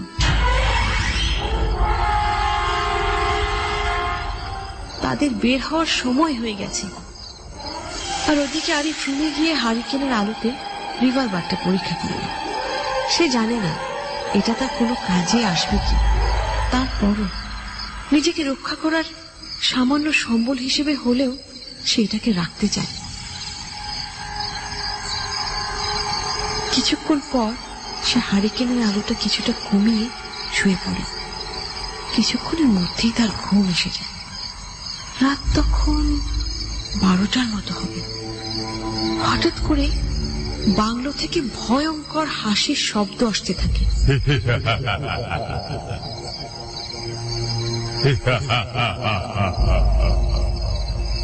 ঘুম ভেঙে যায় আরিফের। ধর্মর করে সে বিছানায় উঠে বসে। তারপর রুমের চারপাশে তাকাতে থাকে, কিন্তু কিছুই দেখতে পায় না। সে ভালোভাবে তাকাতে থাকে, কিন্তু সেই ভয়ঙ্কর হাসির শব্দ ছাড়া কোথাও কিচ্ছু নেই। বিছানা থেকে নেমে আসে সে, রিভলভারটা হাতে তুলে নেয়, তারপর হারিকেনটা নিয়ে রুম থেকে বের হয়ে যায়।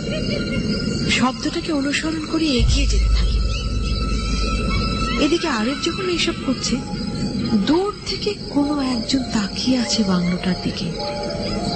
না, একজন নয়, তার সাথে আরো 2টা অস্তিত্ব ওই বাড়িটাকে লক্ষ্য করছে খুব মনোযোগ দিয়ে। অপেক্ষায় আছে তারা। আর মাত্র কিছুক্ষণ, শিকার এখন তাদের হাতের মুঠোয়। আরিফ আস্তে আস্তে ঘর রুমটার দিকে এগিয়ে যায়। শব্দটা রুম থেকেই আসছে। আস্তে আস্তে ভেতরে প্রবেশ করে সে, আর তখনই থেমে যায় শব্দটা। কে কে এখানে? আজ মরতে হবে তোকে, মরতে হবে, প্রস্তুত হয়ে যা।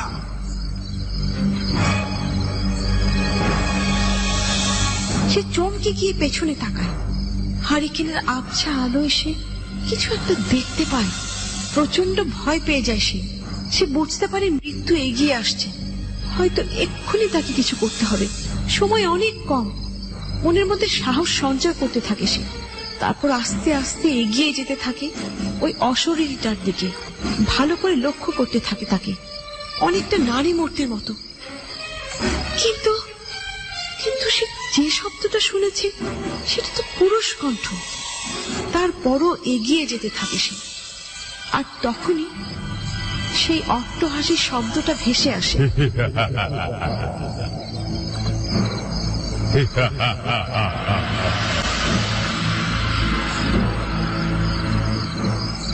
প্রচন্ড ভয় পেয়ে যায় সে।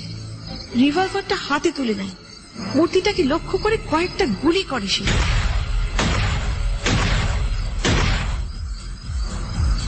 তারপর কি যেন মনে করে দৌড়ে বাংলো থেকে বেরিয়ে আসতে থাকে। আর তখন হঠাৎ করে সে আরো গুলির শব্দ শুনতে পায়।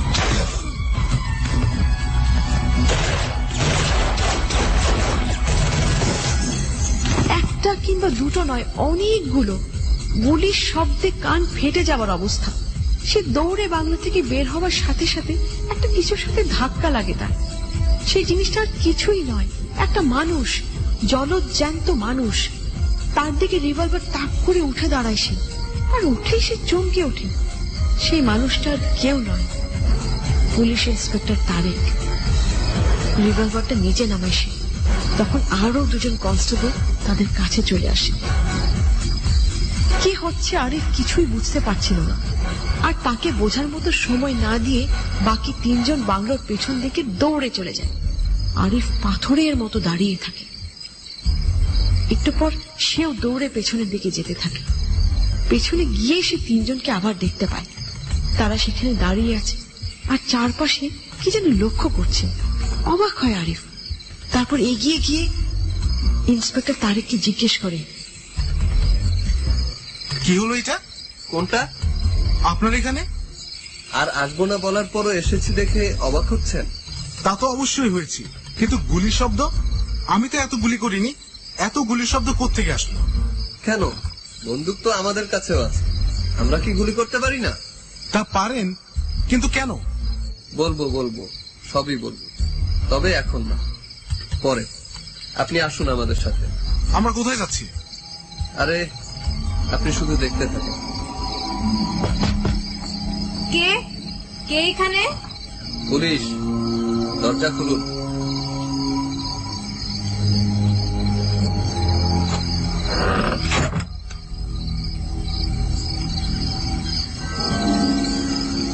এত রাইতে আপনারা এখানে?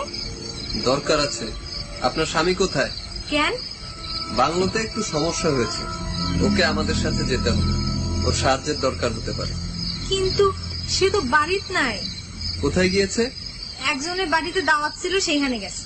আচ্ছা, কখন আসবে? এই কাল সকালের দিকে। ওকে, আসলে ওকে থাকতে বলবেন, আমরা সকালে আবার আসবো।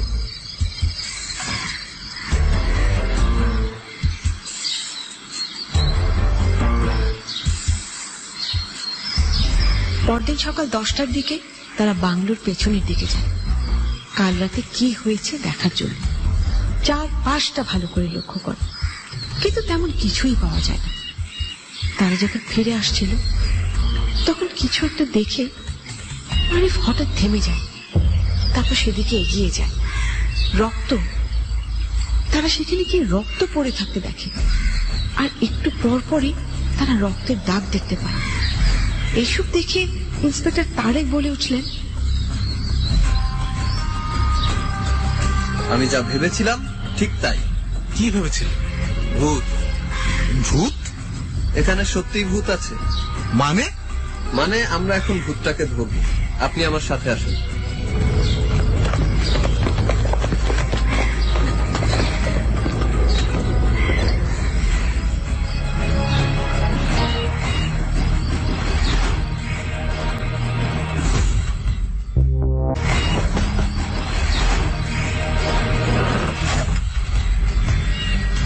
স্বামী এসেছে? হ স্যার, তাকে ডাকুন, আমাদের সাথে যেতে হবে। কিন্তু স্যার তার তো শরীর বালা না, কাল রাত কইরা বাড়ি ফিরছে, অনেক জ্বর আইছে। সে এখন কোথায়? বিছানায় শুয়ে আছে। আমাকে নিয়ে চলেন ওখানে। যাইবেন আপনি? আসেন।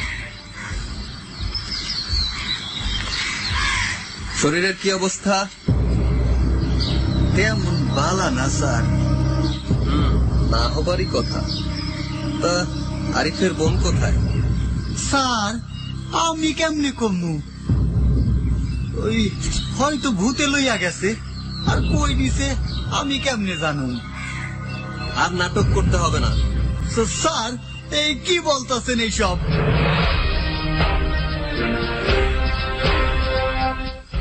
ইন্সপেক্টর তারেক তখন উপর থেকে কাঁথাটা সরিয়ে নেয়। সবাই অবাক হয়ে যায়। তার পায়ে ব্যান্ডেজ করা, রক্ত লেগে আছে। তা এইসব কি? ও এই কাল রাতে বাড়ি আউনের সময় রাস্তায় একটা গাড়ি এসিয়া এই পেছন থেকে আমারে ধাক্কা দেয়, আর ওই তখনই এই পায়ে ব্যথা পাই। পরে হাসপাতাল থেকে দেখাইয়া বাড়ি আইতে আইতে অনেক রাত হইয়া যায়। পরে আইসা আপনাদের কথা শুনছি, ভাবছিলাম একবার গিয়া দেখা কইরা আমু, কিন্তু তার আগে আপনারাই চলে আইছেন। ও তাই? হ স্যার, আমি একদম সত্য কইছি। ও তার মানে আপনি রাতে বাংলোতে যাননি? আপনার পায়ে গুলি লাগেনি?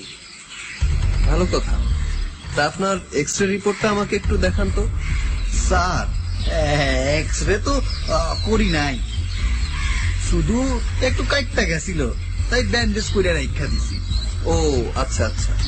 এই হারুন, ওর পায়ের ব্যান্ডেজটা খোলো তো। আরে কোথায় যাচ্ছ? স্যার তার মানে? হ্যাঁ, এই সেই ভূত যে এতদিন আপনাদেরকে ভয় দেখিয়েছে, আর আপনার বোনের হারানোর পেছনে সেই দায়ী। কিন্তু আপনি সেটা বুঝলেন কিভাবে? তাহলে শুনুন। নাম্বার 1, ভূত বাংলো হিসাবে এটা পরিচিত। এখানে কেউই থাকতে পারেনি ভূতের ভয়ে। তাহলে সে তার পরিবার নিয়ে কিভাবে থাকে? কেন তার কিছুই হয় না? তার উপর সন্দেহ শুরু হয়। নাম্বার 2, আপনার বোন হারিয়ে গেছে, কিন্তু এই নিয়ে তার তেমন কোনো আগ্রহই দেখলাম না, তাই সন্দেহটা আরো গাঢ় হয়। নাম্বার 3, সবচেয়ে বেশি সন্দেহ হয় তার সাবধান বাণী শুনে। সে সবাইকে সাবধান করে এখানে না থাকতে। তাহলে সে কেন থাকে? নাম্বার 4, আরেকটা সমস্যা হলো হারিকেনকে নিয়ে। মনে করে দেখুন, আমরা যখনই ভয় পেতাম হারিকেনগুলো সেই সময় নিভে যাওয়ার মতো হতো। রহস্যজনক। আর তার কারণ, সে হারিকেনে তেল কম ভরে রাখত, আর তা হিসেব করত। নাম্বার 5, ছাদের খালি ড্রামগুলো দেখে আমার সন্দেহ হয়, ছাদে কেন এগুলো থাকবে? তাছাড়া সেগুলো হলরুমের উপরে ছিল, আর আত্মাটা শুধুই হলরুমে দেখা যেত। দ্বিতীয়বার ছাদে উঠে একটা ড্রাম পড়ে থাকতে দেখি। ড্রাম শুধু শুধু পড়ে থাকবে কেন? আমার সন্দেহ হয়। আমি আবার ছাদে উঠি, কিন্তু সেটা কেউ জানে না। আমি ড্রামগুলো সরিয়ে সেখানে একটা বড় ধরনের ছিদ্র দেখতে পাই, যেটা ড্রামের নিচের পাটাতন দিয়ে ঢাকা ছিল। সে হলরুমের ভেতর সাদা কাপড় ঢুকে ভয় দেখানোর জন্য ছিদ্রটা ব্যবহার করত। নাম্বার 6, শেষ দিন তাকে জিজ্ঞেস করার পর আমাকে এই বাংলোর ইতিহাস, সে এখানে কিভাবে এলো তা বলে। আমি একটু লক্ষ্য করে দেখি, সে এখানে কাজে আসার আগে এটাতে ভূত ছিল না। সে আসার পরই ভূতের ভয়ে মালিক চেঞ্জ হয়। নতুন মালিকও এখানে টিকে থাকতে পারেনি, তাই বলে তার থাকা কিন্তু বন্ধ হয়নি। নাম্বার 7, তার হাঁটা চলার স্টাইল সন্দেহজনক। ভালো করে দেখুন, তার চলাফেরার স্টাইল কাজের লোকদের মতো না, সাধারণ স্টাইলেই সে চলাফেরা করে। আর তার কথা বলার ধরনটা দেখুন। কোন অঞ্চলের ভাষা এটা? কোনো অঞ্চলেরই না। সাধারণভাবে দেখলে মনে হয় সে আমাদের সাথে শুদ্ধভাবে কথা বলার চেষ্টা করে। আমারও তাই মনে হয়েছিল, কিন্তু পরে বুঝলাম সে আসলে আমাদের সাথে গ্রাম্য ভাষায় কথা বলার চেষ্টা করে, কিন্তু সে গ্রাম্য ভাষা ভালোভাবে জানে না, যার কারণে এক এক সময় এক এক ভাবে কথা বলে। ভয় দেখাবার জন্য অনেক ভালো পদ্ধতি ব্যবহার করেছে সে, অবাক করার মতো। কিন্তু আপনি এত ভয় পাওয়ার অভিনয় কেন করলেন? আর আসবেন না কেন বললেন? তার পেছনে অবশ্যই কারণ আছে। আমি ভয় পাওয়ার অভিনয় করে আসবো না বলাতে ওর সাহস বেড়ে যায়, আর তার রাস্তাও পরিষ্কার হয়ে যায়। আর আপনাকে কেন বলেছিলাম জানেন? কেন? আমি জানতাম আপনাকে এটা বললে আপনি অনেক রেগে যাবেন আর আমাদের গালি দিতে থাকবেন। এমনকি বাংলায় আসার পর কেয়ারটেকারের সামনেও আমাদের গালি দিতে থাকবেন। এতে করে ও নিশ্চিত হতে পারবে যে আমরা সত্যিই আসবো না। আর তাই সে খালি মাঠে গোল দেবার চেষ্টা করবে, আপনাকে একা পেয়ে আপনার ক্ষতি করার চেষ্টা করবে। হলেও তাই সে আপনাকে ভয় দেখাবার চেষ্টা করে। আপনার কাছে যে রিভলভার আছে সেটা সে জানতো না, তাই ভয় পেয়ে আপনি যখন গুলি করেন সে হতভম্ব হয়ে পালাবার চেষ্টা করে। এমন কিছু হবে আমার ধারণা ছিল, তাই সন্ধ্যা থেকে আমরা বাড়িটার উপর নজর রাখতে থাকি। মাঝরাতে হাসির শব্দ শুনে আমরা সাবধান হয়ে যাই, আর যখন গুলির শব্দ শুনি তখন আপনাকে সাহায্য করার জন্য আমরা সামনে আসতে থাকি। তখনই আমরা ওকে পালাতে দেখি। ও সাদা পোশাক পরেছিল, আর ওকে দেখার সাথে সাথেই আমরা গুলি করি। তারপরের ঘটনা তো আপনিও জানেন। স্যার, আমি এইসব করছি স্যার। এটা সবাই জানে, কিন্তু এটা কেন করলেন? লোভ, লোভই আমাকে এইগুলো করতে উৎসাহিত করেছে। তাই কেয়ারটেকার সেজে আমি এই বাড়িতে এসে ভূতের ভয় দেখিয়ে বাড়িটা দখল করি। এই অন্যায়ের শাস্তি আপনি পাবেন। আর একটা কথা বলুন, তারা সারা জীবনের জন্য এখানে থাকতে আসেন, তাহলে তাদের সাথে এমন কেন করলেন? সবাইকে ভয় দেখাতে চেয়েছিলাম, যাতে করে আর কেউ কখনো এই জায়গাটাতে না আসে, আর আমার থাকাতেও কোনো বাধা না আসে। আচ্ছা, আর হাসি আর কান্নার যে শব্দ শোনা যায় ওটা কিভাবে করলেন? স্যার, এইগুলো ক্যাসেটে রেকর্ড করা আছে স্যার। আমি রাতের বেলায় সিডিটা অন করে দেই, আর ঘরের বিভিন্ন জায়গায় সাউন্ড বক্স লুকিয়ে রেখেছি। হলরুমের 4 কোণায় 4টা আছে।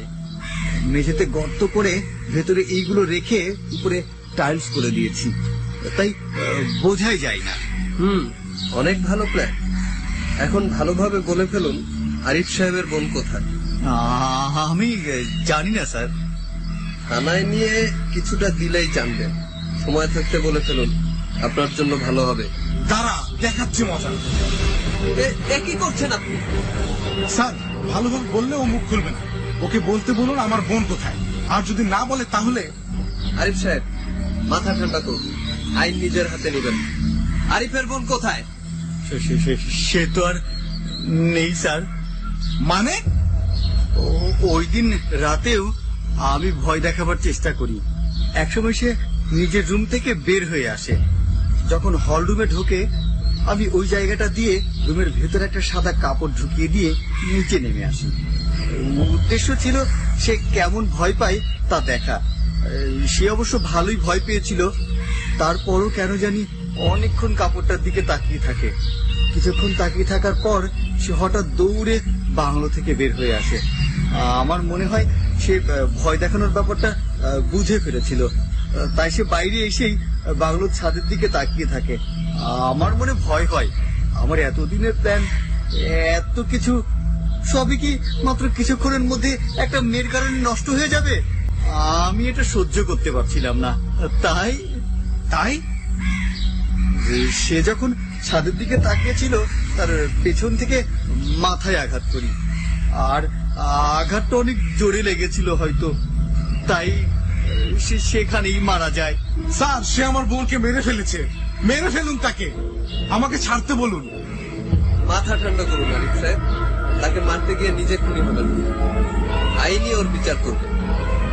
ওকে আমরা সাথে নিয়ে যাচ্ছি। আপনার কুকর্মের শাস্তি আপনাকে পেতে হবে। তার আগে বলুন, লাশটা কোথায়? স্যার, বাংলোর পেছন দিকে ওই 2 কিলোমিটারের মতো ভেতরে জঙ্গলের এক জায়গায় তার লাশটা আছে। ওই কফিনের ভেতরে রেখে দিয়েছি। জায়গাটাতে নিয়ে যেতে পারবেন? পারবো স্যার। 1 কিলো যাবার পর একটা ভাঙা পুরনো বাড়ি আছে সেখানে, আর তার পাশের রাস্তা দিয়ে 1 কিলো গেলেই রাস্তার পাশে তার কবর। ওইদিকে মানুষ যায় না, তাই কবরটা খুব সহজেই খুঁজে পাওয়া যাবে। তার কথা মতো তাকে সাথে নিয়ে ইন্সপেক্টর তারেক, আরিফ আর দুজন কনস্টেবল ওই জায়গায় যেতে থাকে। এমন সময় আবহাওয়া খুব খারাপ হয়ে যায়। হঠাৎ করে কালো মেঘ এসে সূর্যটাকে ঢেকে দেয়। গড়ি গড়ি বৃষ্টিও পড়তে থাকে। হালকা বৃষ্টিতে ভিজেই তারা এগোতে থাকে।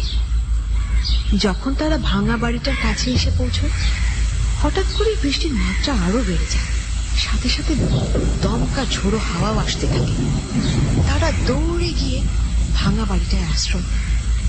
তখন ভর দুপুর। তারপরও বৃষ্টি আর ঝড়ের কারণে দিনটা সন্ধ্যার মতো অন্ধকার হয়ে পড়ে। একজন আরেকজনকে ঠিকমতো দেখতেও পাচ্ছিল না। ঘন্টাখানেকের মতো এমন অবস্থায় থাকে। তারপর এক সময় বৃষ্টি কমে আসে আর তারা তখন সামনের দিকে এগোবার জন্য প্রস্তুত হয়। কিন্তু তখনই তারা আবার আরেকটা সমস্যায় পড়ে।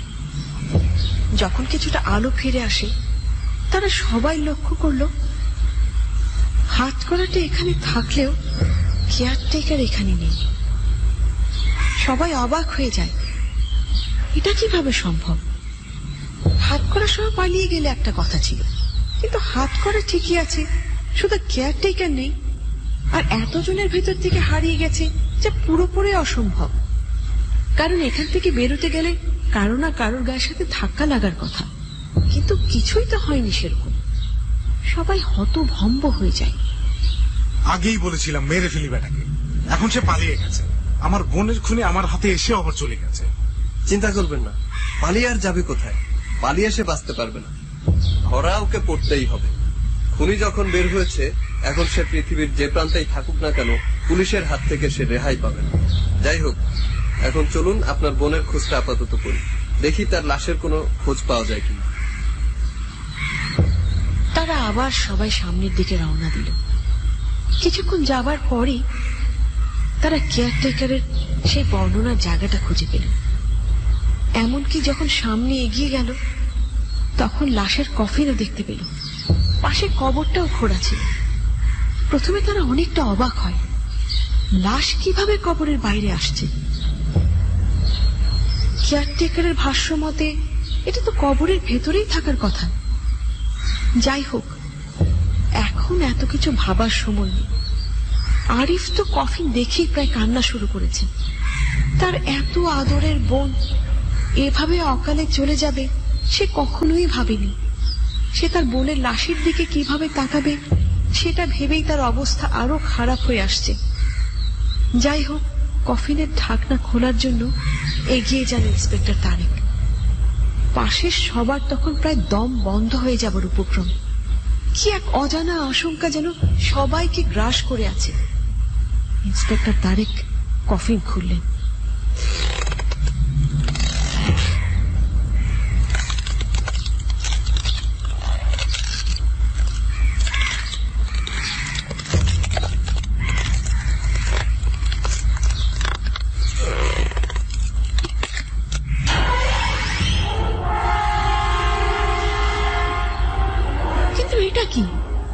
এটা কি করে সম্ভব? কেউ কিছু বুঝতে পারছিল না কি করবে। সবাই হতভম্ব।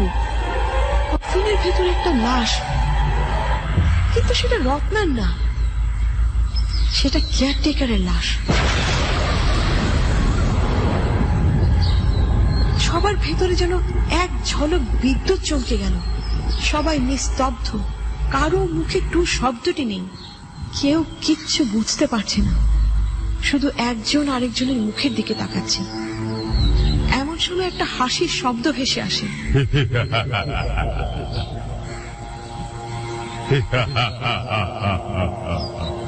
সেই শব্দ যেটা বাংলোতে শোনা যেত। সবাই চমকে উঠে সেদিকে তাকায়, দেখে গভীর জঙ্গলের দিকে একটা মেয়ে হাসতে হাসতে চলে যাচ্ছে, অনেকটা ভাসমান ভাবে। সবাই চুপ করে সেদিকে তাকিয়ে থাকে। শুধু আরিফ তখন হঠাৎ করে চিৎকার করে ওঠে, রত্না!